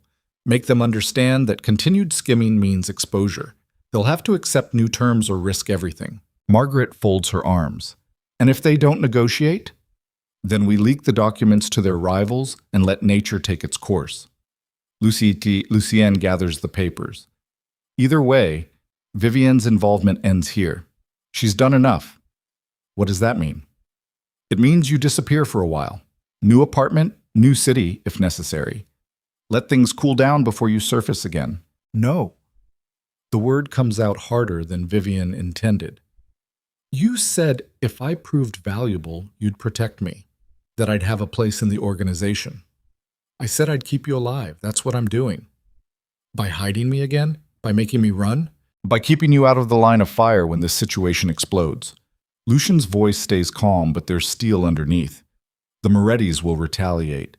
They'll look for whoever leaked these documents. Your name will come up. Damien will make sure of it. Let him. I'm not running anymore.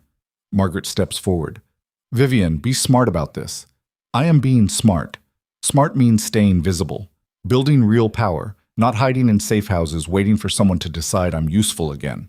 This isn't a negotiation, Lucien says. I'm telling you how this works. And I'm telling you I'm done taking orders from men who think they know what's best for me. Vivian's hands clench at her sides. I risked everything to get you those documents. I've earned a seat at the table. The warehouse falls silent except for the hum of the work lights. The three men Vivian doesn't know watch with predatory interest, like they're waiting to see if she gets put in her place. Lucien's expression doesn't change, but something cold enters his eyes. You've earned survival, nothing more. Don't confuse temporary usefulness with permanent value. The words hit like a slap. Vivian feels the ground shift beneath her, realizes she's miscalculated badly, thought proving herself would earn respect, partnership. Instead, she's just proven she's a tool that can be picked up or discarded based on need, just like Damien did. I see, she says quietly. Good. Lucien nods to one of his men. Take her to the South Loop apartment. Make sure she stays there. I'm not a prisoner. You're under protection. There's a difference. Is there? Lucien doesn't answer. The man, tall, silent, with a gun visible under his jacket, gestures toward the door. Vivian looks at Margaret, hoping for support. Margaret's face is carefully neutral. Don't make this harder than it needs to be, Margaret says. Betrayal tastes like copper in Vivian's mouth. She turns and walks toward the door. The man follows. Behind her, she hears Lucien and Margaret talking in low voices, making plans, moving pieces. She's a piece again, just on a different board. The apartment they take her to is in a high-rise with security cameras and a doorman who doesn't ask questions. 2 bedrooms, sterile furniture, windows that don't open. The man who drove her doesn't leave, just stations himself by the door like a guard. I need to make a phone call, Vivian says. No phones. You can't keep me here. I can? I will. He settles into a chair. Mr. Mercer's orders. She tries the door. Locked from the outside. She checks the windows. Sealed. 43 floors up anyway. No escape there. For the first time since Margaret found her in that coffee shop, Vivian feels the full weight of her situation. She traded one cage for another. Damien's control for Lucien's. The only difference is the window dressing. Hours pass. The guard doesn't move. Doesn't speak. Just watches her with dead eyes. Vivian sits on the couch and tries to think. Tries to find an angle she hasn't considered. Comes up empty. At dawn, her guard's phone rings. He answers, listens, hangs up, looks at her. Get your shoes on. Why? You're moving. Where? Somewhere safer. Dread curls in her stomach. What happened? The Morettis hit one of Mr. Mercer's warehouses last night. 3 dead. They're escalating faster than expected. And that means what for me? That means you're a liability Mr. Mercer can't afford right now. The casual delivery makes it worse. Vivian stands slowly, mind racing. Where are you taking me? I don't ask questions, neither should you. He opens the door. Another man waits in the hallway. 2 guards now. That's not protection, that's containment. They take the elevator down to the parking garage. Black sedan, tinted windows, the kind of car people disappear into. Vivian's heart pounds against her ribs. This is it, the moment where being useful ends and being expendable begins. She thinks about Margaret's pepper spray still in her jacket pocket. 2 armed men versus 1 canister of chemical deterrent. The math doesn't work. But staying in the car definitely doesn't work either. They exit the garage onto Lower Wacker Drive, that concrete tunnel that runs under the city like a digestive system. Traffic is light this early, just delivery trucks and cabs. The driver takes them south, away from downtown. Vivian's hand closes around the pepper spray. She estimates distances. 3 feet to the driver, 5 to the man beside her. Windows probably won't break on the first try. She'll get one chance. Where are we going exactly? She asks, trying to keep her voice steady. You'll see when we get there, the man beside her says. I'd like to know now. Doesn't matter what you'd like. That answers the question. They're not taking her somewhere safe. They're taking her somewhere remote, somewhere bodies don't get found quickly. Vivian waits until they're approaching a red light. The driver slows, almost stopped. She pulls the pepper spray out and sprays directly into his eyes. He screams. The car swerves. The man beside her grabs for her, but she's already moving, spraying him too, then throwing herself against the door. It's locked. Child safety locks. She's trapped. The car crashes into a concrete support column, not fast enough to deploy airbags, but hard enough to slam everyone forward. The driver's cursing, hands over his face. The man beside her reaches for his gun. Vivian doesn't think, just acts. She grabs the man's wrist and bites down hard. Taste blood. He howls and drops the gun. She snatches it up, heavy, unfamiliar, terrifying, and points it at both men. Unlock the doors, she says. You don't know how to use that, the driver gasps, eyes streaming. It's a gun. I point and pull the trigger. Doesn't take a genius. Mr. Mercer will kill you for this. He was going to kill me anyway. This way, I choose how. The man beside her lunges. She pulls the trigger. The gunshot is deafening in the enclosed space. The bullet hits the dashboard. Everyone freezes. Next one goes in flesh, Vivian says, surprised by how steady her voice sounds. Unlock the fucking doors. The driver hits the unlock button. Vivian scrambles out of the car, gun still pointed at them. Traffic has stopped. People are staring. Someone's probably calling the police. She has maybe 90 seconds before this situation gets even worse. She runs. Still wearing her dress clothes from yesterday, heels clicking on concrete, stolen gun gripped in both hands. Behind her, she hears shouting.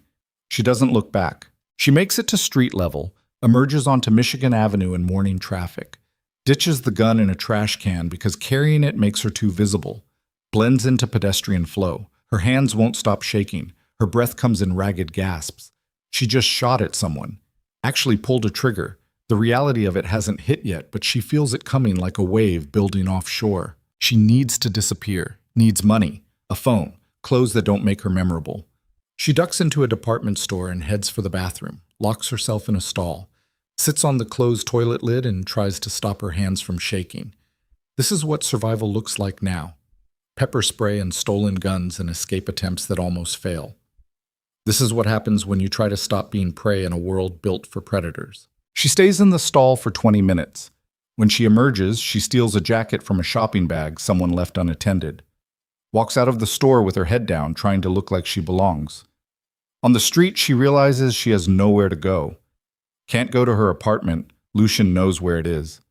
Can't go to Rachel's. That's the first place they'll look. Can't go to the police. What would she even say?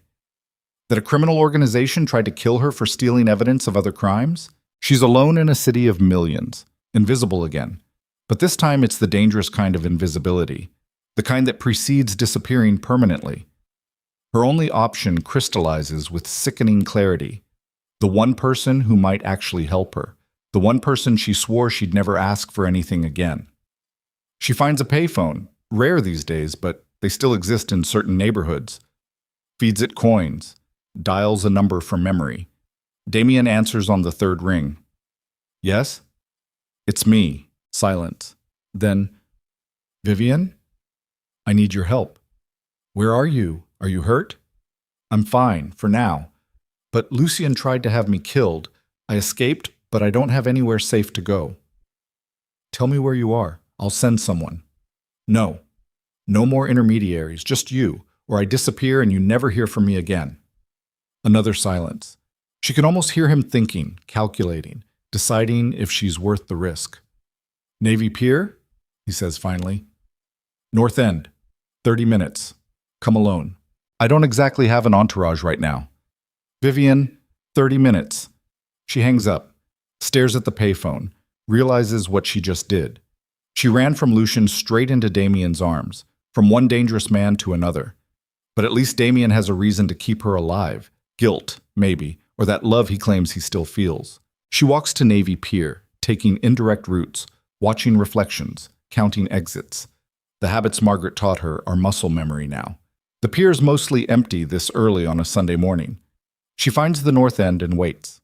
Damien arrives exactly 30 minutes later, alone like he promised. He's wearing a coat over casual clothes. No suit, no armor. He looks almost human. "Are you hurt?" he asks immediately. "Not really." "What happened?" She tells him. All of it. The ledgers, the warehouse, the locked apartment, the car that wasn't taking her somewhere safe. He listens without interrupting, face growing darker with each sentence. "Lucien was going to kill you," he says when she finishes. "Probably. Maybe just relocate me somewhere I couldn't cause problems. Hard to say." "And you came to me." "I ran out of options." He looks at her for a long moment. "I could turn you over to Calabrese. He's been asking about you. Thinks you embarrassed him." "I know. But you called anyway. You said you loved me once. I'm betting you meant it, even if you're terrible at showing it." Damien's jaw tightens. "You can't stay in Chicago, not after this. Both Lucien and Calabrese will be looking for you." "I know that too. I can get you out. New identity, new city, enough money to start over somewhere safe. Back to being invisible. Back to being alive." Vivian stares out at the lake, gray water stretching to a gray horizon. She thinks about the woman she was 6 weeks ago. Naive, hopeful, weak. She thinks about the woman she became in those weeks, harder, sharper, more dangerous. And she thinks about the woman Damien's offering her a chance to become, erased, safe, powerless. "What if I don't want to disappear?" she says quietly. "Then you die. Probably painfully, definitely soon. What if there's another option?" "There isn't. What if I know things about Lucicin's organization? Things you could use?" Damien goes very still. "What kind of things?" "Safe houses, supply routes, people under protection. I spent weeks at Horizon Outreach. I know how his operation moves." "You're offering to sell out the man who saved you. The man who tried to have me killed." She turns to face him. "I'm offering information in exchange for something Lucien never gave me. Real power, not protection. Not being shuffled around like furniture. Actual authority. You want a place in my organization. I want what you promised me when we got married. Partnership. Being valued for what I can contribute, not just tolerated as a convenient prop." Damien's expression is unreadable. The lake wind cuts between them, cold and sharp. Around them, the city wakes up slowly, people starting their Sundays, going to brunch, visiting museums, living ordinary lives. "If I do this," he says carefully, "if I bring you into my world, there's no safety net, no second chances. You burn Lucien, he'll spend the rest of his very short life trying to kill you." "I know. And Calabrese still thinks you're responsible for his embarrassment. Convincing him otherwise will take work." "I'll do the work." "You're sure about this? Because once we start down this road, there's no going back." Vivian thinks about the girl who walked down an aisle 6 weeks ago believing in fairy tales. Thinks about the woman who got discarded in a honeymoon suite. Thinks about every version of herself she's tried on since then. Victim, survivor, spy, fugitive. None of them fit quite right. Maybe it's time to become something else entirely. "I'm sure," she says. Damien pulls out his phone. Makes a call. Speaks in quiet, clipped sentences. When he hangs up, he looks at her with something that might be respect. "All right. Let's see if you can really do this." They leave the pier together. Vivian doesn't look back at the city skyline. Doesn't mourn the life she thought she'd have or the person she thought she'd become. She just walks forward into the only choice she has left, becoming dangerous enough that discarding her is no longer an option anyone can afford. Damien takes her to a penthouse in Gold Coast that doesn't appear in any property records. Safe house. The kind of place where people hide when the entire city is hunting them. Floor-to-ceiling bulletproof glass, reinforced steel door, panic room behind a false wall. He shows her these features like a realtor selling security instead of square footage. "Stay here until I make arrangements," he says. "Don't leave. Don't call anyone. Don't exist for the next 48 hours. "What arrangements?" "You want a seat at the table. I need to convince the families you're worth the trouble. That means proving you can deliver what you promised." He moves toward the door. "I'll be back tomorrow morning. We'll discuss specifics then." "Damien," he stops, hand on the doorknob. "Thank you," Vivian says. His expression doesn't soften, but something shifts in his eyes. Don't thank me yet. What you're about to do will make enemies of people who don't forgive. Make sure you can live with that. I can. We'll see. He leaves. The lock engages with a heavy metallic sound. Vivian walks to the windows and stares out at the city. Somewhere down there, Lucienne is searching for her. Margaret is probably making calls, activating networks. The men she escaped from are explaining to their boss how a woman with pepper spray and desperation managed to evade execution. She should feel afraid, should feel something. Instead, there's just hollow determination where emotions used to live. The penthouse has a bedroom, bathroom, kitchen stocked with provisions. Everything needed for extended isolation. She showers, washing away dried sweat and the memory of hands grabbing at her in that car. Changes into clothes Damien left, men's sweatpants and t-shirt, sizes too large but clean. Tries to eat but nothing tastes right. She lies on the bed staring at the ceiling. Doesn't sleep. Just counts the hours until morning when decisions will need to be made that can't be unmade. Damien returns at 7, bringing coffee and pastries she doesn't want. He sits across from her at the dining table. All business now. I talked to the council last night. Told them you have intelligence about Lucien's operation. They're interested but skeptical. What do they need to be convinced? Proof. Something concrete that demonstrates you're not just a desperate woman making promises she can't keep. I can give them addresses. Safe houses where Lucien moves people who are fleeing families. Routes he uses for transporting goods. Names of people working for him under false identities. Damien pulls out a tablet and stylus. Start with the safe houses. Vivian closes her eyes, visualizing the maps Margaret showed her during those training sessions that feel like they happened in another lifetime. There's one in Pilsen, industrial building on 18th Street converted into apartments. Front operation is a printing company, but the top floor is residential. Margaret moves women there when they first arrive. How many exits? 3. Front door, service entrance and back, fire escape on the east side. Security? 2 guards minimum, usually stationed in the printing floor pretending to be employees. Damien types notes. What else? Wicker Park? Residential building? 3rd floor apartment? Used for short-term stays, no visible security, but the building super is on Lucien's payroll. She continues for 20 minutes, pulling every detail from memory. Addresses, layouts, timing of movements, information she absorbed without realizing she was building a weapon that could be used against the people who tried to protect her. When she finishes, Damien studies the notes. This is good, detailed, but I need something bigger, something that proves you understand how Lucien actually operates. Like what? His suppliers, the people who provide him with goods to move. If you can name them, give me proof of transactions. The families can use that to cut off his supply chain. Vivian's stomach tightens. That information wasn't shared with me. I was too new, too unproven. Then we have a problem. Unless I can get it. Damien looks up sharply. How? Margaret keeps files at Horizon Outreach. Physical files because she doesn't trust digital records. They're in her office. Locked cabinet. Vivian's pulse quickens. If I could get back in there. You're insane. Lucien probably has people watching that building. The moment you show your face, he thinks I'm running. Thinks I'll try to leave the city, hide somewhere remote. He won't expect me to walk back into his operation. Because it's suicide. Maybe, but it's also the only way to get what you need. She leans forward. I know that building. Know the layout, the security, when people are there and when they're not. Margaret works late on Mondays sorting the weekend intake. If I go tonight, around 8, the main floor will be empty. Damien sets the tablet down. And if you're wrong, if Lucien stationed people there waiting for you to do exactly this, then I'm dead and you find another source. That's not a plan. That's a gamble. Everything's a gamble. You said so yourself. Vivian holds his gaze. You want me to prove I'm serious? This is how. I go back into the place that tried to destroy me and take what I need to destroy it first. Damien's quiet for a long moment. She watches him calculate risks, probabilities, acceptable losses.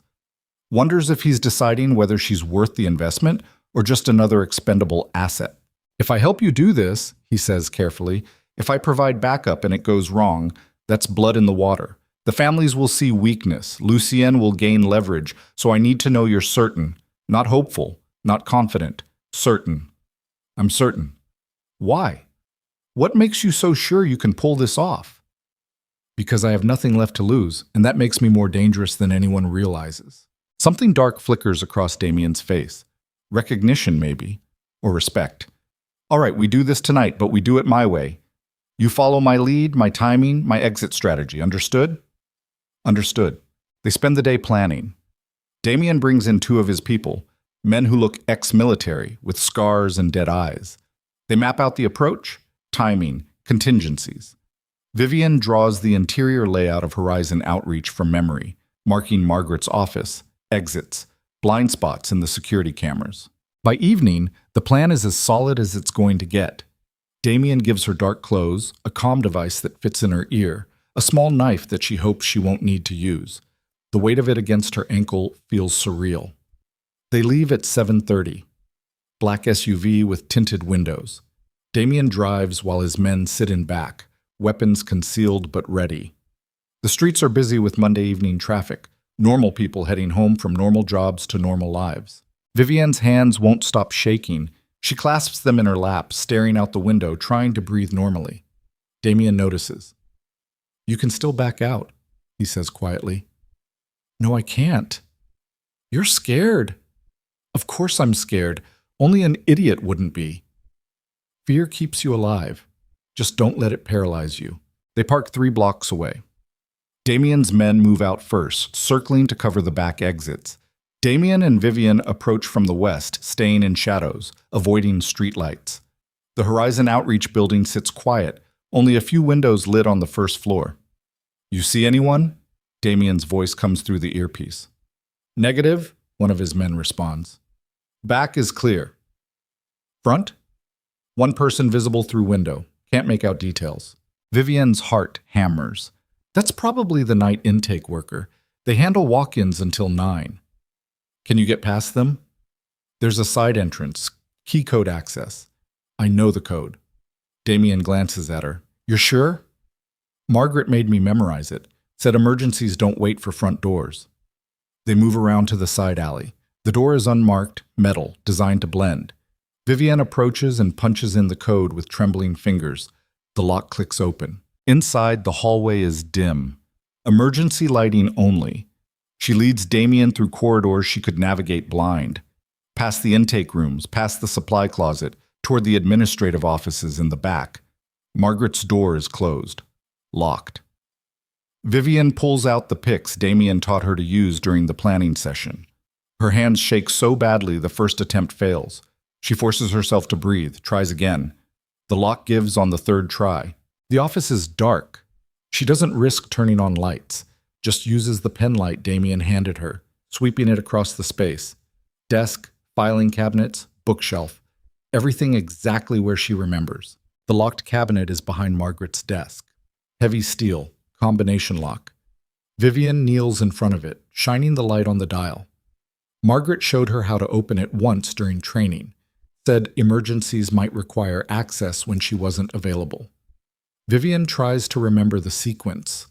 Numbers that seemed arbitrary then, but mattered desperately now. She tries. The lock doesn't budge. Problem? Damien whispers from the doorway where he's keeping watch. The combination isn't working. She changed it. Probably. Vivian tries again, different numbers. Still nothing. Panic rises in her throat. Damien moves to her side. Can you force it? Not without tools we don't have. Then we need to leave. Now. Wait. Vivian closes her eyes, thinking. Margaret was paranoid about digital security, but sentimental about personal history. The combination had to be meaningful. Birth date? No, too obvious. Anniversary? She was divorced. Then Vivian remembers. A photograph on Margaret's desk. Her daughter. Margaret rarely talked about her, but Vivian saw her glance at that photo during difficult conversations, saw the way her expression softened. She checks the photo frame. On the back, barely visible, someone has written a date in pencil. Vivian tries those numbers. The lock opens. Inside, files organized by color-coded tabs.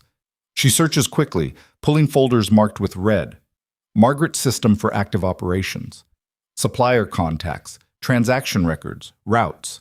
Everything Damien needs. Got them, she whispers. Then move. She stuffs the folders inside her jacket and stands. That's when she hears voices in the hallway.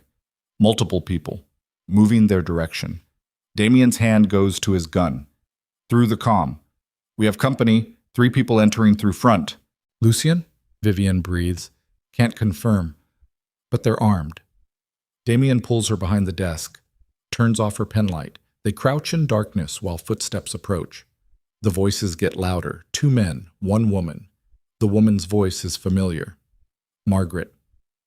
Told you she wouldn't come back here. She's smarter than that. Maybe. A male voice Vivian doesn't recognize. But Lucien wants every location covered. If she surfaces anywhere, we grab her. And if she doesn't surface, then we expand the search. Check her known associates. Apply pressure until someone gives her up. They're right outside the office now. Vivian's breath catches. Damien's gun is drawn, pointed at the door.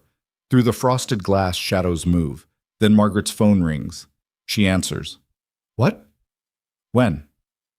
Pause. I'm on my way. The shadows retreat. Footsteps moving back down the hallway. Faster now. Urgent. Through the comm. They're leaving. Moving to vehicles. Damien stands slowly, listening. The building falls quiet again.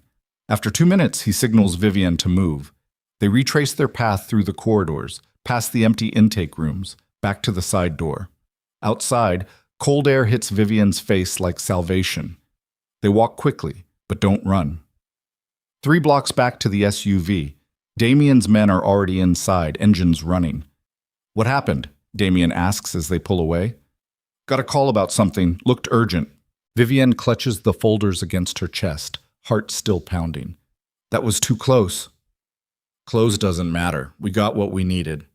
Back at the penthouse, Damien spreads the files across the dining table.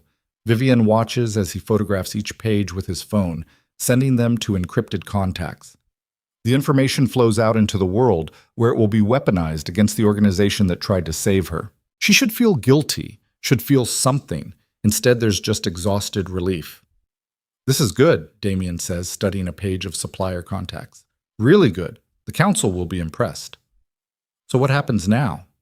Now I set up a meeting. You present this information directly to the families. Prove you understand what you're offering and why it matters. When? Tomorrow night. I'll send you details in the morning. He looks at her directly. You did well tonight. That took courage. Or desperation. Sometimes they're the same thing. He leaves her alone with the weight of what she's done. Vivian stands at the windows, watching the city lights blur together.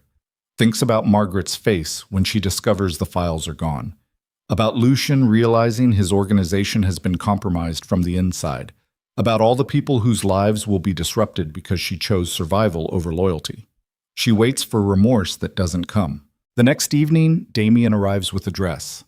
Black, elegant, severe. The families respond to presentation. Look like someone who commands respect. She changes in the bedroom, studying herself in the mirror. The woman staring back looks harder than the bride who stood in a honeymoon suite 6 weeks ago. Older, dangerous. The meeting is in a private room at a restaurant on the north side. Old Italian place with dim lighting and waiters who know not to remember faces. Damien leads her through the main dining area to a door guarded by 2 men who nod them through without speaking. Inside, 7 men sit around a long table. Vivian recognizes some from the previous meeting, Anthony Calabrese, looking older and angrier than before. Others are new. They all turn to watch as she enters. Gentlemen, Damien says, this is Vivian Hale. She has information about Lucien Mercer's operation that I believe you'll find valuable. Calabrese's eyes narrow. This is the woman who embarrassed me at the Voss wedding. This is the woman who infiltrated Mercer's inner circle and obtained documentation of his entire supply network, Damien corrects. And we're supposed to trust her. Why? She could be feeding us false information, setting a trap. The information has been verified, another man says, older, silver-haired, with the kind of authority that doesn't require volume. I had my people cross-reference the supplier contacts. They're legitimate. Vincent, Calabrese says, you're taking the word of a woman who... I'm taking the word of intelligence that matches what my own sources have been telling me for months, Vincent interrupts. Mercer has been expanding his network aggressively. These documents show exactly how. Vivienne steps forward before Damien can speak for her again. I understand your skepticism, Mr. Calabrese, but I didn't come here to be trusted. I came here to be useful. Whether you believe my motives or not, the information I'm providing gives you leverage against an organization that's been undermining your operations. And what do you want in return? Calabrese demands. Protection, position, the same things any of you would want if you found yourselves discarded and hunted. She wants power, another man says, amused. At least she's honest about it. Power has to be earned, Calabrese says. Information is just the entry fee. Vincent leans back in his chair. Then let's discuss terms. Ms. Hale provides intelligence. We provide protection and a position within the consolidated organization. She reports to Damien, who vouches for her actions. And if her information proves false, if this is some elaborate setup, then she dies, Vincent says simply, along with everyone who vouched for her. The words hang in the air. Vivienne feels the weight of every eye on her. This is the moment. Accept the terms and tie her survival to people who kill as casually as they breathe, or walk away and die alone. I accept, she says. Calabrese's expression remains skeptical, but he doesn't argue further. The men discuss logistics, how to use the information, which suppliers to target first, how to destabilize Lucien's network without triggering open war. Vivienne listens, absorbing the dynamics, understanding who holds real power versus who just talks loudly. Vincent is the anchor. The others defer to him in subtle ways. Calabrese has influence but not control. Damien sits somewhere in the middle, respected but watched. After an hour, Vincent stands. Ms. Hale, I'd like a word. Privately. The room empties except for Vincent and two of his men who station themselves by the door. Vivienne stays seated, forcing herself not to show fear. Vincent studies her with eyes that have seen too much to be fooled easily. You're either very smart or very reckless. I haven't decided which. Can I be both? Usually that combination gets people killed. He sits across from her. I knew your father. The statement lands like a punch. What? James Hale. We worked together briefly in the 90s. Intelligence operations, corporate espionage dressed up as market research. He was good at reading situations, adapting to pressure. You remind me of him. Vivienne's mind races. Her father died when she was 12. Heart attack, her mother said. Sudden, tragic. But if Vincent knew him, if he worked in intelligence, he didn't die of a heart attack, did he? No. Vincent's expression doesn't change. He got caught between two families trying to expand into legitimate business. Made the mistake of thinking he could play both sides. They made an example of him. Why are you telling me this? Because you're making the same mistake. You think you can navigate this world through intelligence and adaptation. But eventually, everyone has to choose a side. Your father didn't choose fast enough. Don't make his error. I chose. I'm here. You chose survival. That's not the same as loyalty.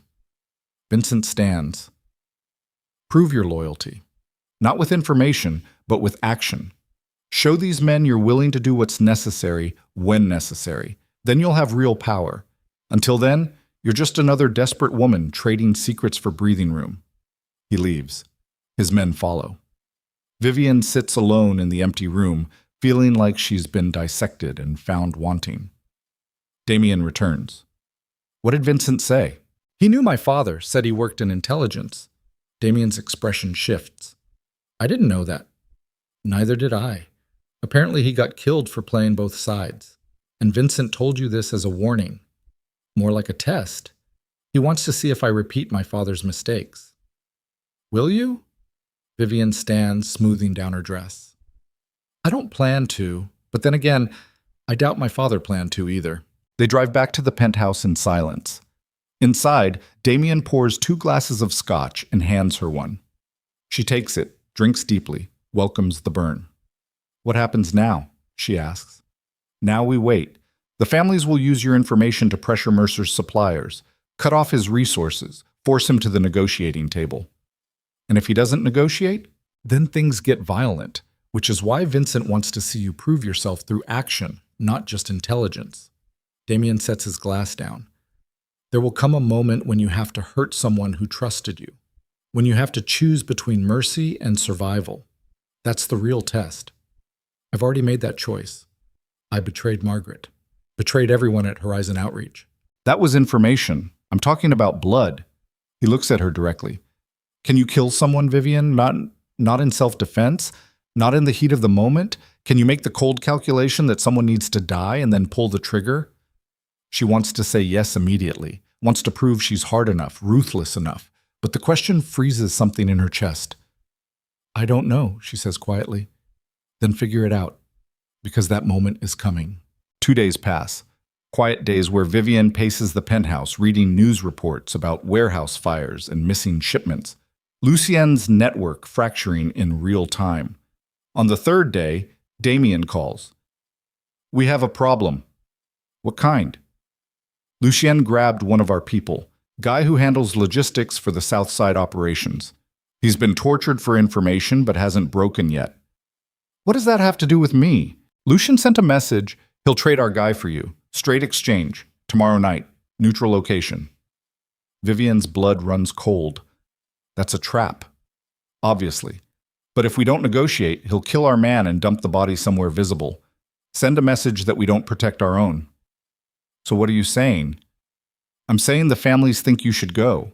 Make the exchange. Prove you're worth the protection they're providing. They want to use me as bait. They want to use you to end this situation before it escalates further. There's a difference. Not from where I'm standing. Damien's quiet for a moment. I told them it was a bad idea. Told them you're too valuable to risk. Vincent overruled me. Said this is your chance to demonstrate loyalty through action. By walking into an obvious ambush. By trusting us to have your back. We'll have people positioned around the exchange point. If Lucien tries anything, we respond with overwhelming force. And if your people aren't fast enough, then you die. But at least you die proving you were serious about choosing this life. Vivian sets the phone down, walks to the windows, stares at the city that's become a battlefield she didn't sign up to fight in. Except she did sign up. The moment she walked into Margaret's office, the moment she agreed to spy on Caruso, the moment she chose survival over invisibility. This is what survival looks like now. Walking into traps and hoping the people who claim to have her back actually do. She picks up the phone. What time tomorrow? 8 p.m. Old Warehouse District. I'll send you coordinates. I'll be there. Vivian. What? Don't try to be a hero. If things go bad, you run. Understand? I understand.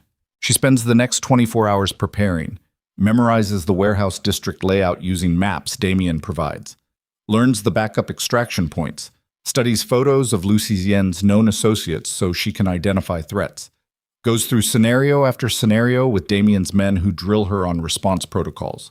By the time evening arrives, she's as ready as she's going to be. Damien drives her to the exchange point himself.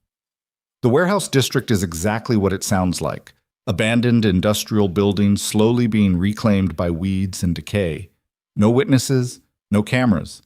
Just empty concrete and shadows. My people are in position, Damien says. 4 locations with clear sight lines. Snipers. If Lucien's people make a move, they won't make it far. And if they make a move faster than your snipers can react, he hands her a small pistol. Then you make sure you're not the only casualty.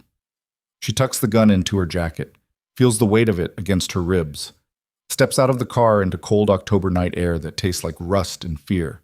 The meeting point is an open space between 2 warehouses. Floodlight mounted on a pole provides harsh illumination. Vivian walks into the circle of light and waits. 5 minutes later, headlights cut through the darkness. A van pulls up and stops 30 feet away. The door opens. Margaret steps out. Not Lucien. Margaret. Vivian's heart stutters. Beside Margaret, 2 men drag out the captured logistics coordinator. He's beaten badly, can barely stand. They dump him on the ground. Margaret walks forward slowly, stops at the edge of the light. Hello, Vivian. Margaret. Her voice comes out steadier than she feels. I wanted to be the one to do this. Lucian agreed, said I earned the right after what you did. What I did was survive. What you did was betray everyone who tried to help you, who protected you, who saw potential in you when you were just a broken girl in a wedding dress. You tried to have me killed. We tried to keep you safe. Margaret's voice cracked slightly. Moving you was protection, not execution. But you panicked, hurt my people, stole information, sold us out to the very man who destroyed you in the first place. Damien didn't destroy me. You did, by making me think I had power when I was really just another pawn. And now, you think you have power now, standing in Damien's shadow, doing his dirty work? At least he's honest about what he wants from me. Margaret pulls out a gun, points it at the logistics coordinator's head. Last chance. You for him. Or I pull this trigger and you live with knowing you could have saved him. Vivian's pulse hammers. Behind her, she feels rather than sees Damien's people waiting for her signal. One word and they open fire. But the logistics coordinator will die before they can stop Margaret. Don't do this, Vivian says. You don't get to ask me for mercy. Not after what you took from us. Margaret's hand is steady on the gun. Make your choice. Vivian steps forward. All right, I'll come. Just let him go first. You think I'm stupid? You come here first. Then we release him. Another step. How do I know you'll keep your word? You don't. But that's the gamble. Just like everything else in this life. Margaret's eyes glitter in the harsh light. Come on, Vivian, time to face consequences. Vivian walks across the open space. Every step feels like walking underwater. Slow, disconnected. She passes the beaten man on the ground, keeps moving toward Margaret, 5 feet away. 3. That's when the logistics coordinator moves. Faster than someone beaten that badly should be able to move. His hand comes up with a knife, drives it into Margaret's leg. She screams. The gun fires wild. Vivian's ears ring. Then everything explodes. Gunfire from all directions. Muzzle flashes in the dark. Margaret goes down hard. Her men return fire. The night becomes chaos, shouting, running, the wet sound of bullets finding flesh. Vivian drops flat, crawls toward the logistics coordinator who's dragging himself behind cover. Gunfire chews up the concrete around them. She reaches him, grabs his arm, pulls him toward the edge of the light. Can you walk? Barely. His face is bloody, but his eyes are sharp. Where? Just move. They stumble toward the nearest warehouse. Behind them, the firefight continues. Someone screams. Glass shatters. A car engine roars. They make it to the warehouse entrance. The door is chained but rusted. Vivian kicks it. Once. Twice. The chain breaks. They push through into darkness. Inside, industrial debris and shadows. The logistics coordinator collapses against a wall. That was insane, he gasps. Are you okay? Define okay? He coughs wetly. Margaret? I don't know, I think... The warehouse door crashes open. Someone enters. Vivian's hand goes to the gun Damien gave her. She pulls it out, aims toward the sound. A flashlight clicks on, blinding her. Don't shoot, Damien's voice. It's me. Relief floods through her. Is it over? For now, Margaret's people retreated. We're securing the area. Margaret? Wounded but alive. My men are taking her into custody. He moves closer, light lowering. You did good. Stayed calm. Got our guy out. The logistics coordinator waves weakly. Thanks for the rescue. Thank yourself. That knife move bought us the opening we needed. Damien helps the man stand. Let's get you medical attention. They exit the warehouse. Outside, the scene is controlled chaos. Bodies on the ground. None of them Damien's people. Margaret sitting against a wall, hands zip-tied, leg bleeding through makeshift bandaging. She looks up when Vivian approaches. You won, Margaret says flatly. Nobody won. You're alive. I'm captured. That's winning in this world. Vivian crouches down to eye level. I'm sorry it ended this way. No, you're not. You got exactly what you wanted. Power, position, protection. Margaret's laugh is bitter. Just remember, everything you build on betrayal eventually collapses. Might take time, but it always falls. Maybe, but at least I'll be standing when it does. Damien's hand touches her shoulder. We need to move. Police will respond to the gunfire soon. They load into vehicles and disappear into the city. Behind them, sirens wail in the distance. Too late. Always too late. Back at the penthouse, Vivian washes blood off her hands. Not her blood. Margaret's probably, or maybe one of the men who died out there. Hard to tell in the chaos. Damien appears in the bathroom doorway. Vincent called. He's impressed. Said you proved yourself tonight. By surviving? By making hard choices under pressure. That's what this life requires. What happens to Margaret? She'll be traded back to Lucien eventually, part of whatever peace agreement we negotiate. Until then, she's leverage. And Lucien? Lucien Alvin's running out of options. His suppliers are gone. His people are scared. He'll come to the table soon. And when he does, you'll be part of the delegation that determines terms. Vivian dries her hands on a towel, stares at a reflection in the mirror. The woman looking back has blood on her clothes and ice in her eyes. I killed someone tonight, she says quietly. During the firefight, I shot at the men coming after us. I don't know if I hit anyone, but I pulled the trigger. Multiple times. And how do you feel? I don't know. Numb. Distant. Like it happened to someone else. That's normal. It'll hit you later. What if it doesn't? What if I just keep feeling nothing? Damien's quiet for a long moment. Then you'll fit perfectly into this world, which should scare you more than anything else. He leaves her alone with her reflection and her numbness, and the knowledge that she just crossed a line she can never uncross. The phone rings. Unknown number. She almost doesn't answer. Then something makes her pick up. Hello? It's Vincent. His voice is calm, measured. I wanted to congratulate you personally. Tonight's performance exceeded expectations. Thank you. There's a council meeting tomorrow night, 8 p.m. Same location as before. Lucien has agreed to preliminary negotiations. Your presence is required. I'll be there. Good. And Vivian, what you did tonight, choosing action over safety, that's what earns real power in our world. Keep making those choices and you'll go far. And if I stop? If I decide this life isn't worth the cost? Then you die. Simple as that. Vincent's tone doesn't change. But I don't think you'll stop. I think you're finally becoming who you were always meant to be. He hangs up. Vivian sets the phone down, walks to the windows, stares at Chicago glittering below like a circuit board of light and shadow. Tomorrow night she'll sit across from Lucien, the man who saved her, the man who tried to kill her. They'll negotiate terms like civilized people while knowing that any of them could order the others dead without blinking. This is her life now. This is what survival costs. She wonders if the woman she used to be, the naive bride in a honeymoon suite, would recognize what she's become. Probably not. Probably better that way. She turns from the window and begins preparing for tomorrow, for the meeting that will either cement her position or destroy her completely. Either way, there's no going back.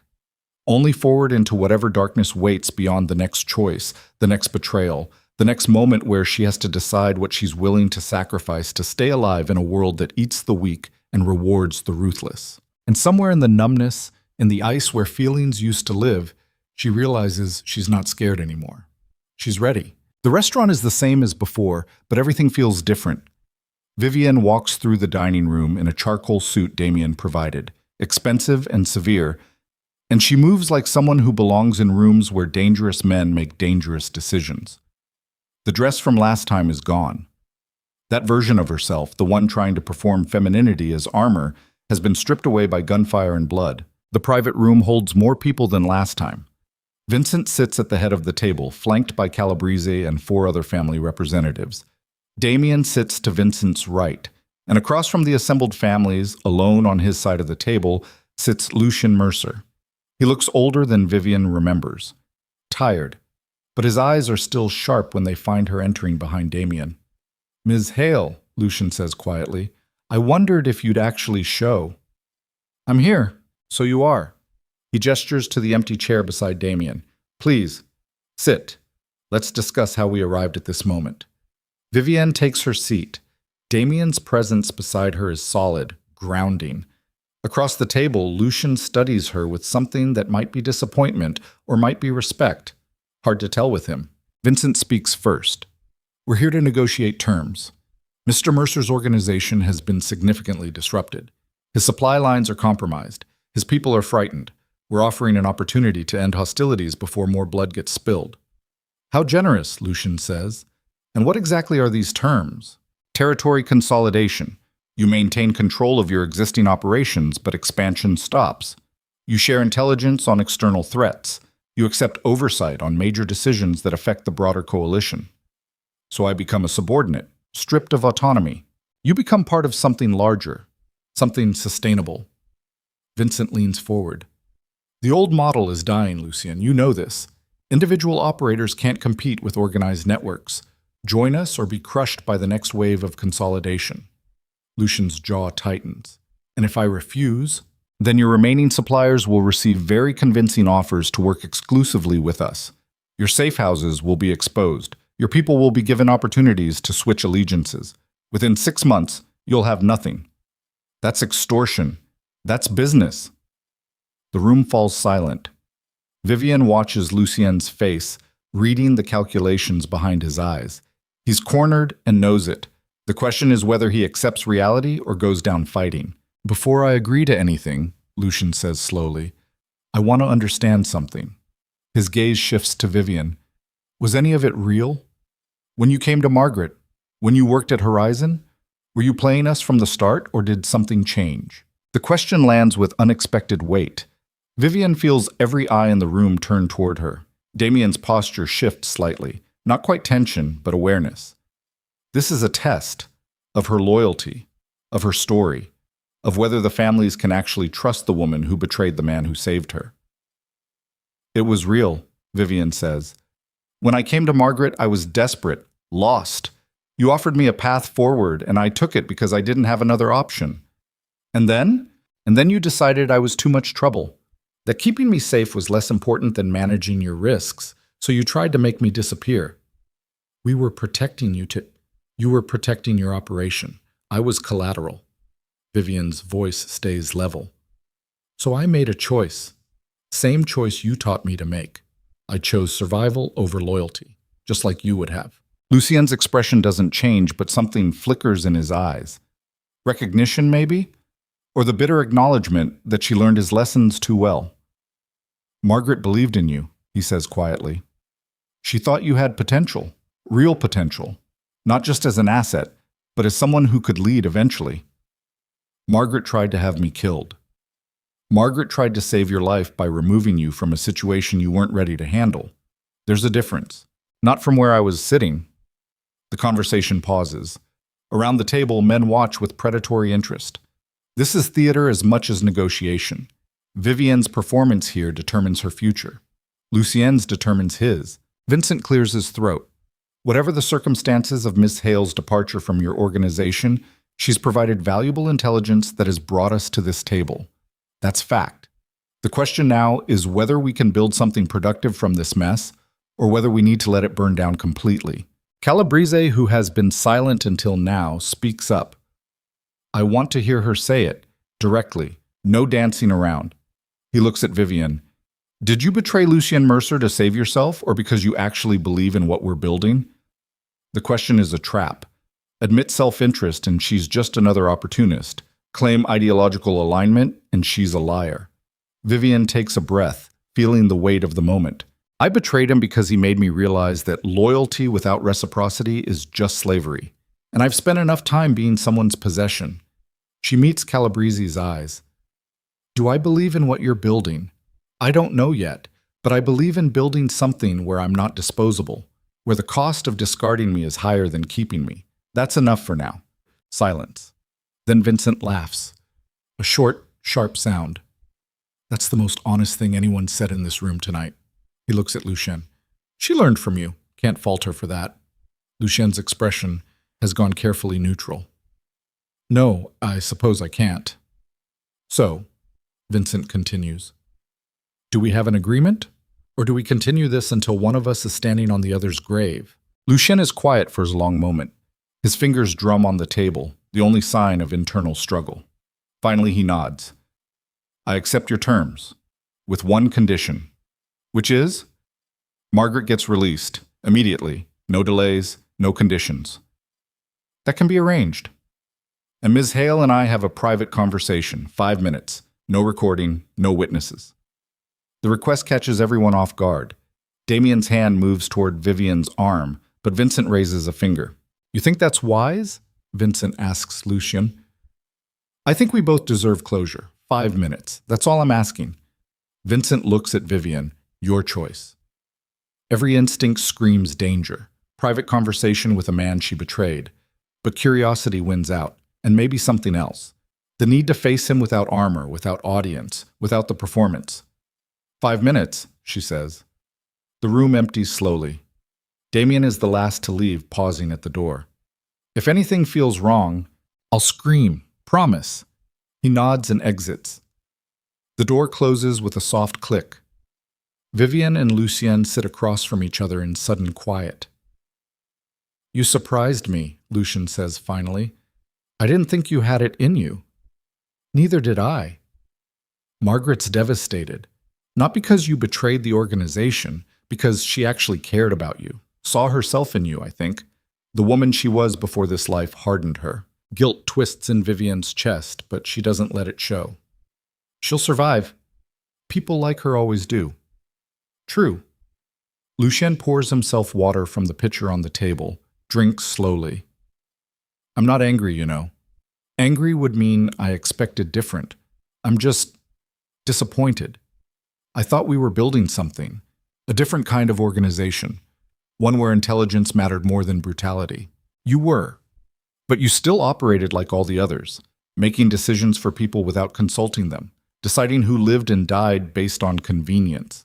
That's not fair, isn't it? You decided I needed to disappear, didn't ask me, didn't give me options, just made the call and expected me to comply. Lucien sets the glass down. You're right, I did make that call, because keeping you in play meant risking everyone else. It was a calculation. And I made a calculation too. My survival versus your organization. I chose me. I know. He leans back, studying her. What happens now? You think Damien will treat you better? That Vincent and Calabrese will see you as anything other than a useful tool? Probably not, but at least they're not pretending otherwise. And that's enough for you, being a tool that's aware it's a tool? It's better than being a tool that thinks it's a partner. The words land hard. Lucien flinches. Actually flinches.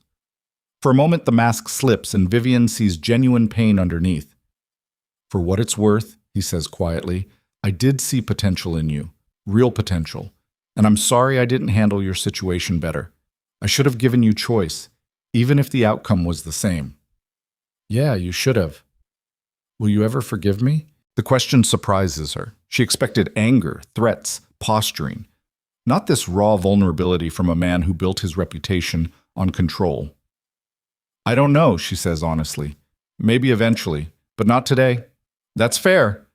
Lucien stands, extends his hand. For what it's worth, and I know it's not worth much, good luck. You're going to need it in that world. Vivian stands but doesn't take his hand. I'll make my own luck. Same as always. I believe you will. He lowers his hand without apparent offense, moves toward the door, then stops. One last thing. The information about your father, what Vincent told you. It's true. James Hale was brilliant, but he tried to play multiple sides simultaneously. Learn from his mistake. I plan to. Good. Lucien opens the door. The others file back in, conversations resuming like they never stopped. But something has shifted. The tension is gone. The negotiation complete. The meeting continues for another hour. Terms are formalized. Territories divided. Oversight structures established. Vivian listens but doesn't speak. She's furniture again, present but not participant. Doesn't bother her anymore. She understands now how power actually works. Not through loud participation, but through quiet accumulation of leverage. When the meeting finally ends, the families disperse to their respective vehicles. Damien drives Vivian back to the penthouse in silence. Only when they're inside, door locked, city lights stretching below, does he speak. You did well tonight. Held your ground without being aggressive, Vincent noticed. And that matters why? Because Vincent decides who rises and who plateaus. If he sees value in you beyond information, doors open. Vivian pours herself scotch from the bar, drinks it standing at the window. What doors? Strategy positions? Direct advisory roles? Eventually, maybe, family leadership. I don't want family leadership. Then what do you want? The question stops her. She's been so focused on survival, on proving she's not disposable, that she hasn't thought beyond the immediate fight. I don't know, she admits. 6 weeks ago I wanted safety, belonging, someone to love me. And now? Now I want to never feel powerless again. Whatever that takes. Damien joins her at the window. They stand side by side, not touching, just sharing space. That's a dangerous want. Power is addictive. You'll always need more. Speaking from experience? Always. He turns to face her. I need to tell you something about the divorce. Her stomach tightens. What about it? It wasn't just about Elise. Wasn't just about proving stability to the families. He pauses, jaw working. There was going to be a war, real war, between the families. Marrying you bought time to build alliances, but keeping you close would have painted a target on your back. The kind you don't survive. So you divorced me to protect me. I divorced you to protect both of us. If the families thought I had a weakness, they would have exploited it. You would have been kidnapped, tortured, killed, used as leverage. I couldn't let that happen. So instead you destroyed me emotionally and threw me to the wolves anyway. I gave you clean separation, legal distance. It should have been enough. But Calabrese came after me anyway, because I underestimated his anger, his need for someone to punish. That was my mistake. Damien's expression is raw in a way she's never seen. I've made a lot of mistakes with you, but walking away from you that night was the hardest thing I've ever done. Vivian wants to believe him. Part of her does. But another part, the part that's been forged in the past 6 weeks, recognizes manipulation even when it's wrapped in vulnerability. Does it matter now? She asks. Whether you meant well or not, the outcome was the same. I nearly died multiple times. Learned to survive in a world I never wanted to be part of. Became someone I don't fully recognize. Are you happier now than you were then? The question catches her off guard. What? Before all this, when you were just a woman planning a wedding, were you happy? She thinks back to those days. The nervous excitement, the hope, the belief that marriage would solve her loneliness. I thought I was, but it was fragile, built on fantasy. And now? Now I'm not happy, but I'm not fragile either. I'll take that trade. Damien nods slowly. I understand that, more than you know. He moves toward the door. Get some rest. Tomorrow we start the real work, building your position, making you indispensable. After he leaves, Vivian stands alone at the window. The city pulses below, millions of lives playing out simultaneously. She wonders how many of them involve this kind of transformation. How many people wake up one day not recognizing who they've become? Her phone buzzes. Unknown number. She almost ignores it. Then instinct makes her answer. Hello? It's Margaret. Vivian's hand tightens on the phone. They released you. 2 hours ago, legs bandaged, pride's damaged, but I'm alive. Margaret's voice sounds older somehow, worn. I'm not calling to threaten you, just to say what I should have said before. Which is, you were right about everything. We did try to control you, make decisions for you, treat you like an asset instead of a person. Margaret pauses. I told myself it was protection. Maybe it was. But it was also arrogance, believing I knew better than you what was safe. Why are you telling me this? Because you deserve to hear it. And because, Margaret's voice cracks slightly. Because I did care about you. Not just as an operative, as a person. And I'm sorry I couldn't show that in a way that didn't feel like manipulation. Emotion clogs Vivian's throat. I'm sorry too, for taking the files, for working with Damien, for all of it. Don't be. You did what you had to do. I taught you that. Margaret takes a breath. Will you do me one favor? What? Don't become like them. Don't let this world turn you into something cold and empty. Hold on to whatever piece of yourself still feels things. I'll try. That's all I ask. Margaret pauses. Goodbye, Vivian. I hope you find what you're looking for. The call ends. Vivienne sets the phone down and realizes she's crying. Not sobbing, just tears tracking down her face while her expression stays neutral. She lets them fall, lets herself feel the grief for a friendship that maybe could have been something real in a different world. Then she wipes her face and the moment passes. 3 weeks go by. Vivienne works with Damien's organization, learning structures, meeting players, slowly building credibility. Vincent assigns her to intelligence analysis, reviewing reports, identifying patterns, advising on strategic decisions. It's not frontline work, but it's visible, and visibility equals value. She's careful, doesn't push too hard, doesn't claim credit she hasn't earned, just shows up, does excellent work, and lets the results speak. Slowly, grudgingly, the old guard starts to accept her presence. Calabrese remains skeptical. During a strategy meeting about port operations, he challenges her analysis. You're suggesting we abandon the eastern routes entirely? I'm suggesting the cost of maintaining them exceeds the profit, especially with increased federal attention. That's short-term thinking. That's reality. We can either adapt now or wait until indictments start landing. And you're suddenly an expert on federal investigation patterns. I'm an expert on reading data and drawing conclusions. You're welcome to ignore the data, but don't be surprised when the FBI shows up. The room goes quiet. Calabrese's face darkens. For a moment, Vivienne thinks she's pushed too far. Then Vincent laughs. She's right. Eastern routes are compromised. Time to cut losses and reallocate. He looks at Calabrese. Your pride is offended because a newcomer identified a problem you missed. Get over it. Calabrese glares but doesn't argue further. After the meeting, Vincent pulls Vivienne aside. You handled that well. Didn't back down but didn't escalate unnecessarily. Thank you. I'm moving you to the primary strategic council. You'll attend all major planning sessions. Report directly to me and Damien jointly. Her pulse quickens. That's a significant promotion. You've earned it. Just remember, higher visibility means higher risk. People will be watching everything you do, looking for reasons to undermine you. I understand. Good. Vincent's eyes are sharp, assessing. Your father would be proud. He always wanted to build something that mattered, died before he could. Maybe you'll finish what he started. The comment sends chills down her spine. How well did you actually know him?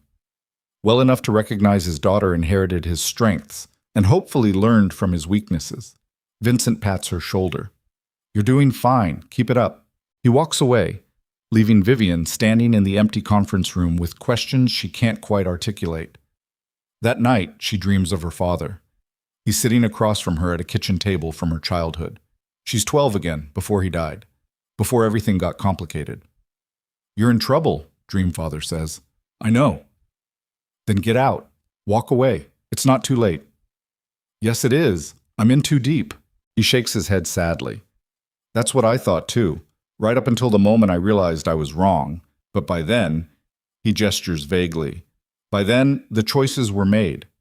What happened to you? Vincent said you played both sides. I tried to be smart, tried to use information as currency. But information is only valuable while you're alive to trade it. Once you become more dangerous than useful, he shrugs. They made an example. I won't make your mistake. You already are. Different details, same pattern. You're trying to survive by being valuable. But eventually, Vivienne, someone will decide you know too much. And then all that value becomes liability. She wakes sweating, heart pounding. The penthouse is dark except for city lights filtering through windows. She gets up, walks to the bathroom, splashes water on her face, stares at her reflection. The woman looking back is harder than the bride. Harder even than the fugitive who escaped Lucien's execution. This woman has blood under her manicured nails, has secrets that could destroy families, has power, real power, for the first time in her life. And she's terrified that her father's dream was a warning. The next day brings a message from Damien. We need to talk. Tonight. Private. She meets him at a restaurant in Greektown. Small place, corner booth, no one listening. He orders wine, but doesn't drink it. Vincent's making moves, he says without preamble. Consolidating power, pushing out the old guard. And Calabrese is pushing back, quietly, building coalition against Vincent's modernization plans. That sounds like internal politics. It is, but it's about to become violent, and when it does, everyone will have to choose sides. Vivian's stomach sinks. You're saying there's another war coming? I'm saying the peace we negotiated 6 weeks ago is fracturing. Different reasons than last time, but same result. Where do you stand? With Vincent, he's building something sustainable. Calabrese wants to maintain the old ways, which means eventually we all go down. And where do I stand? Damien meets her eyes. That's what I need to know. Vincent's going to ask you to do something difficult, possibly something dangerous. I need to know if you're willing. What kind of something? Calabrese is meeting with representatives from a rival coalition, trying to build external support for removing Vincent. We need proof. Hard evidence that can't be denied. Understanding dawns cold and clear. You want me to spy on him? I want you to do what you do best. Observe, document, report. Damien leans forward. But understand, if Calabrese catches you, he won't hesitate. You embarrassed him once. He won't give you a second chance. So I risk my life to strengthen Vincent's position. You risk your life to protect the organization we're building, which protects you. Does it? Or am I just another pawn being moved around the board? That's always the question in this world. Damien's expression softened slightly. But for what it's worth, I don't want you doing this. I told Vincent you're too valuable to risk. He disagreed. So I don't actually have a choice. You have a choice. You can refuse. Probably get demoted or pushed into a nothing position, lose everything you've built, or you can step up and prove you're irreplaceable. Vivian drinks her wine. Tastes nothing. When? 2 days. Calabrese is meeting contacts at a social club in Bridgeport. You'll be there as service staff. Lucien's organization used to own the club. We absorbed it during the merger. Staff there are loyal to us. And what do I need to get? Names, numbers, proof of external backing, anything that proves Calabrese is violating the coalition agreement. What happens to him when you have proof? That's not your concern. It is if I'm the one getting it. Damien's quiet for a moment. He'll be removed, forcibly. Probably won't survive the removal. So I'm helping you kill him. You're helping us eliminate a threat to stability.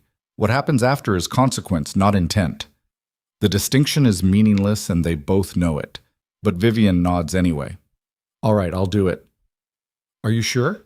No, but I'm doing it anyway. They finish the meal in heavy silence. Outside, winter is arriving early. First snow of the season falling in fat, lazy flakes.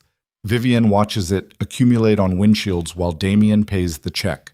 Thinks about how fast everything can be covered, transformed, made unrecognizable. 2 days later, she's in the social club wearing server uniform. Black vest, white shirt, forgettable face. Calabrese and 3 men she doesn't recognize occupy the back room. She brings them drinks, clears plates, exists in peripheral vision. The conversation is careful at first. Coded language about territories and arrangements. She listens, memorizes, stays invisible.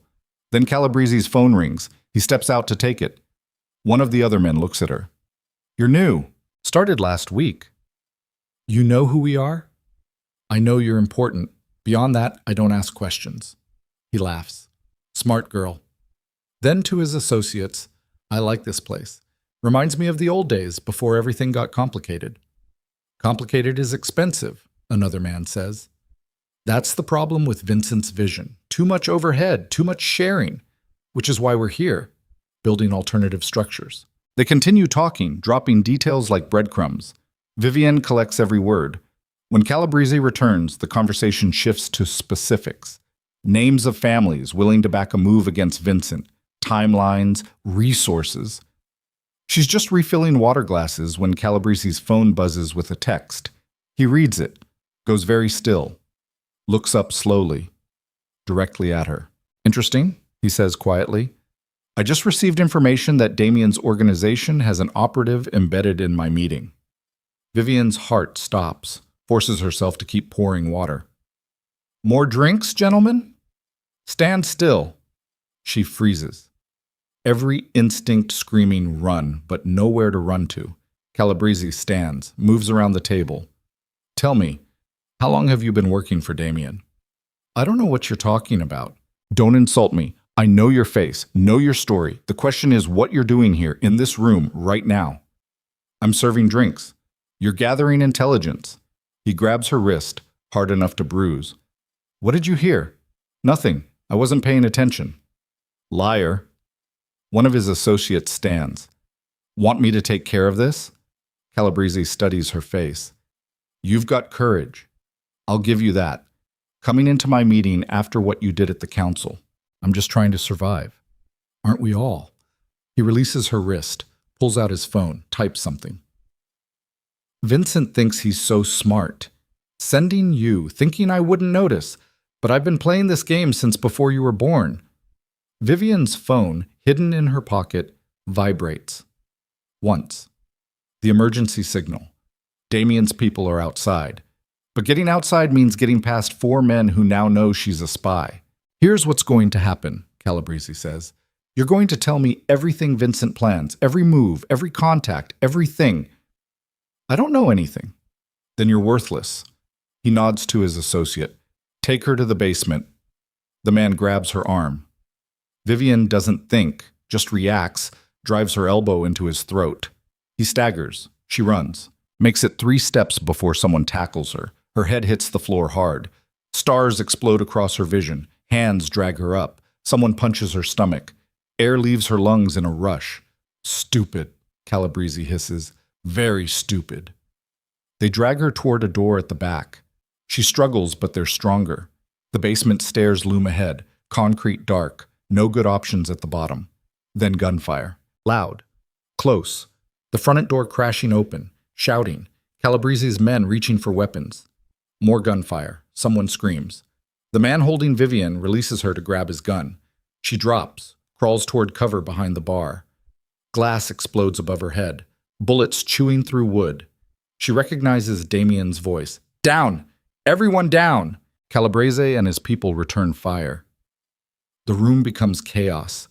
Vivian stays low, hands over her head, breathing in shallow gasps. Something warm runs down her temple. Blood. She's bleeding, but doesn't remember getting hit. The firefight lasts maybe 30 seconds. Feels like hours. Then silence, except for ringing ears. Vivian! Damien's voice. Here! She crawls out from behind the bar. The room is devastated. Bodies, blood, broken glass everywhere. Damien pulls her up, checking her over. Are you hurt? I don't know. Maybe. We need to move. Police will respond.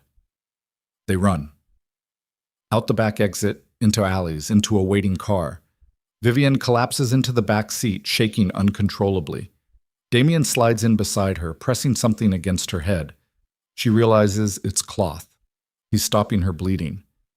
What happened? He asks. How did Calabrese know? Someone tipped him. Text message. Right before he confronted me. Damien's face darkens, meaning someone on our side is feeding him information. Or Vincent set me up. Vincent wouldn't... He stops. Thinks.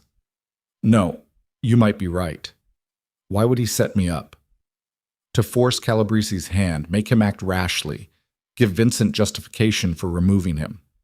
Damien pulls out his phone, makes a call. It's me. We have a problem. Call me back immediately. They drive to a different safe house. Medical attention. Stitches in her scalp. Painkillers she refuses because she needs to think clearly. Damien paces while his people secure the perimeter. Vincent calls back an hour later. Damien puts it on speaker. You set her up, Damien says without preamble. I created an opportunity, Vincent corrects. There's a difference. You used her as bait. I used her as leverage. Calabrese exposed his hand, made his move against her in front of witnesses. That's all the justification we need to move against him. She could have died. But she didn't because you protected her, which demonstrates exactly the kind of loyalty we value. Vincent's voice is calm, clinical. I understand you're upset, but this is how these situations get resolved. Strategic sacrifice, calculated risk. I'm not a sacrifice, Vivian says, finding her voice. I'm a person. You're an operative who signed up for dangerous work. Don't be naive about what that means. I was naive about what it meant. Not anymore. Silence on the line. Then Vincent sighs. Ms. Hale, you've proven yourself repeatedly, but you need to understand something fundamental. In this world, everyone is expendable, including me, including Damien. The question is always whether the cost of losing someone exceeds the benefit. Tonight, the benefit of exposing Calabrese exceeded the risk to you. I made that calculation. And if the calculation had been different, then we'd be having a different conversation. The brutal honesty is almost refreshing. At least Vincent doesn't pretend to care. What happens now? Vivian asks. Now we move against Calabrese. Formally. With counsel support. You'll testify about what you witnessed, the external contacts he's building, his violation of coalition agreements. And then? And then he's removed, permanently. Vincent pauses. After that, your position is secure. You'll have demonstrated loyalty through action, under fire. That's the ultimate test in our world. The call ends. Vivian sits in silence, processing. Damien sits beside her. I'm sorry, he says quietly. I should have seen this coming. Why? Because Vincent is exactly what he claims to be? Someone who makes cold calculations about acceptable losses? Because I've worked with him long enough to know how he operates. I let myself believe he wouldn't use you this way. Why wouldn't he? I'm not family, not blood, just a useful tool. She looks at him directly, just like I am to you. That's not true. Isn't it? You brought me into this world, protected me when it served your interests. But if Vincent had decided I was expendable, would you have fought him? Damien's quiet for a long moment. I don't know. And that's the most honest answer I can give you. The admission hurts more than the head wound. Vivian stands, moves to the window. Snow is still falling, Chicago dressed in white like a bride hiding bruises. I want out, she says. Out? Of this. All of it. I want to disappear. New identity, new city. Start over somewhere no one knows my name. After everything you've built? What have I built? A position dependent on men who see me as expendable. Power that exists only as long as I'm useful. That's not freedom. That's a longer leash, like, you can't just leave. Vincent won't allow it. Not after tonight. You know too much. So I'm a prisoner again. Different cage, same situation. You're protected. I'm controlled. She turns to face him. You said once that I deserved better. You were right. But I'm not going to find better here. Not in this world. Not with these people. Damien stands, moves toward her. Then what do you want? Really want? Strip away everything else.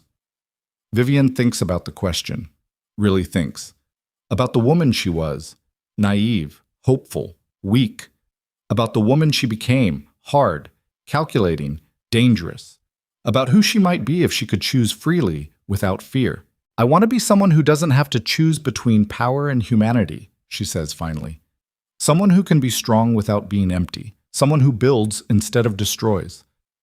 That's not possible in this life. Then maybe I need a different life. There is no different life, not anymore. You're in too deep. Everyone keeps saying that, like it's inevitable, like I don't have agency. She meets his eyes. But I made choices that got me here. Which means I can make choices that get me out.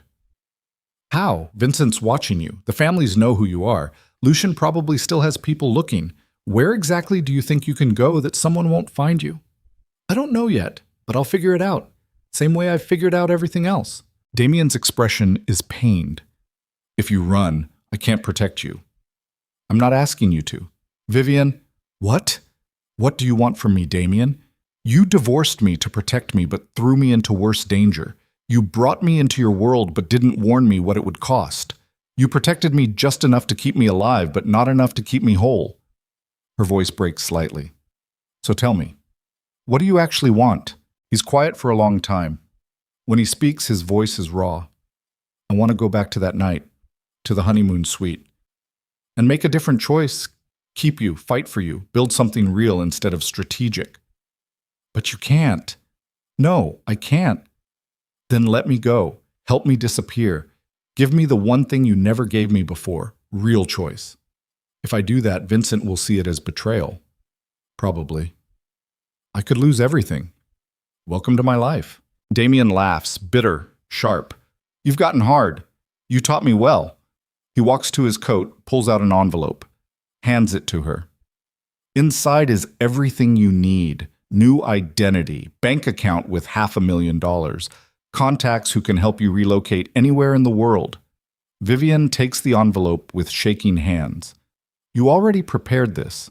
3 days ago, after Vincent recruited you for the Calabrese operation. I knew it was a setup, knew he was using you, started planning contingencies. He meets her eyes. I meant what I said that night. I did love you, maybe still do, which means letting you go even though it destroys me. Why are you doing this? Because you were right. You deserve better, and for once, I'm going to give you what you deserve instead of what I need. Tears burn behind Vivian's eyes, but she doesn't let them fall. Thank you. Don't thank me. Just survive. Build something good. Be someone your father would be proud of. What will you tell Vincent? That you ran? That I tried to stop you but failed? He'll be angry, might even come after you, but I'll buy you time, enough to disappear properly. He'll punish you. Punish? Probably, but I've survived worse. Damien moves toward the door. There's a car downstairs. Driver will take you wherever you need to go. After that, you're on your own. Damien, he stops. I did love you too, that night, when I thought we were building something real. Part of me still does. I know. He doesn't turn around. That's what makes this hard. He leaves. The door closes.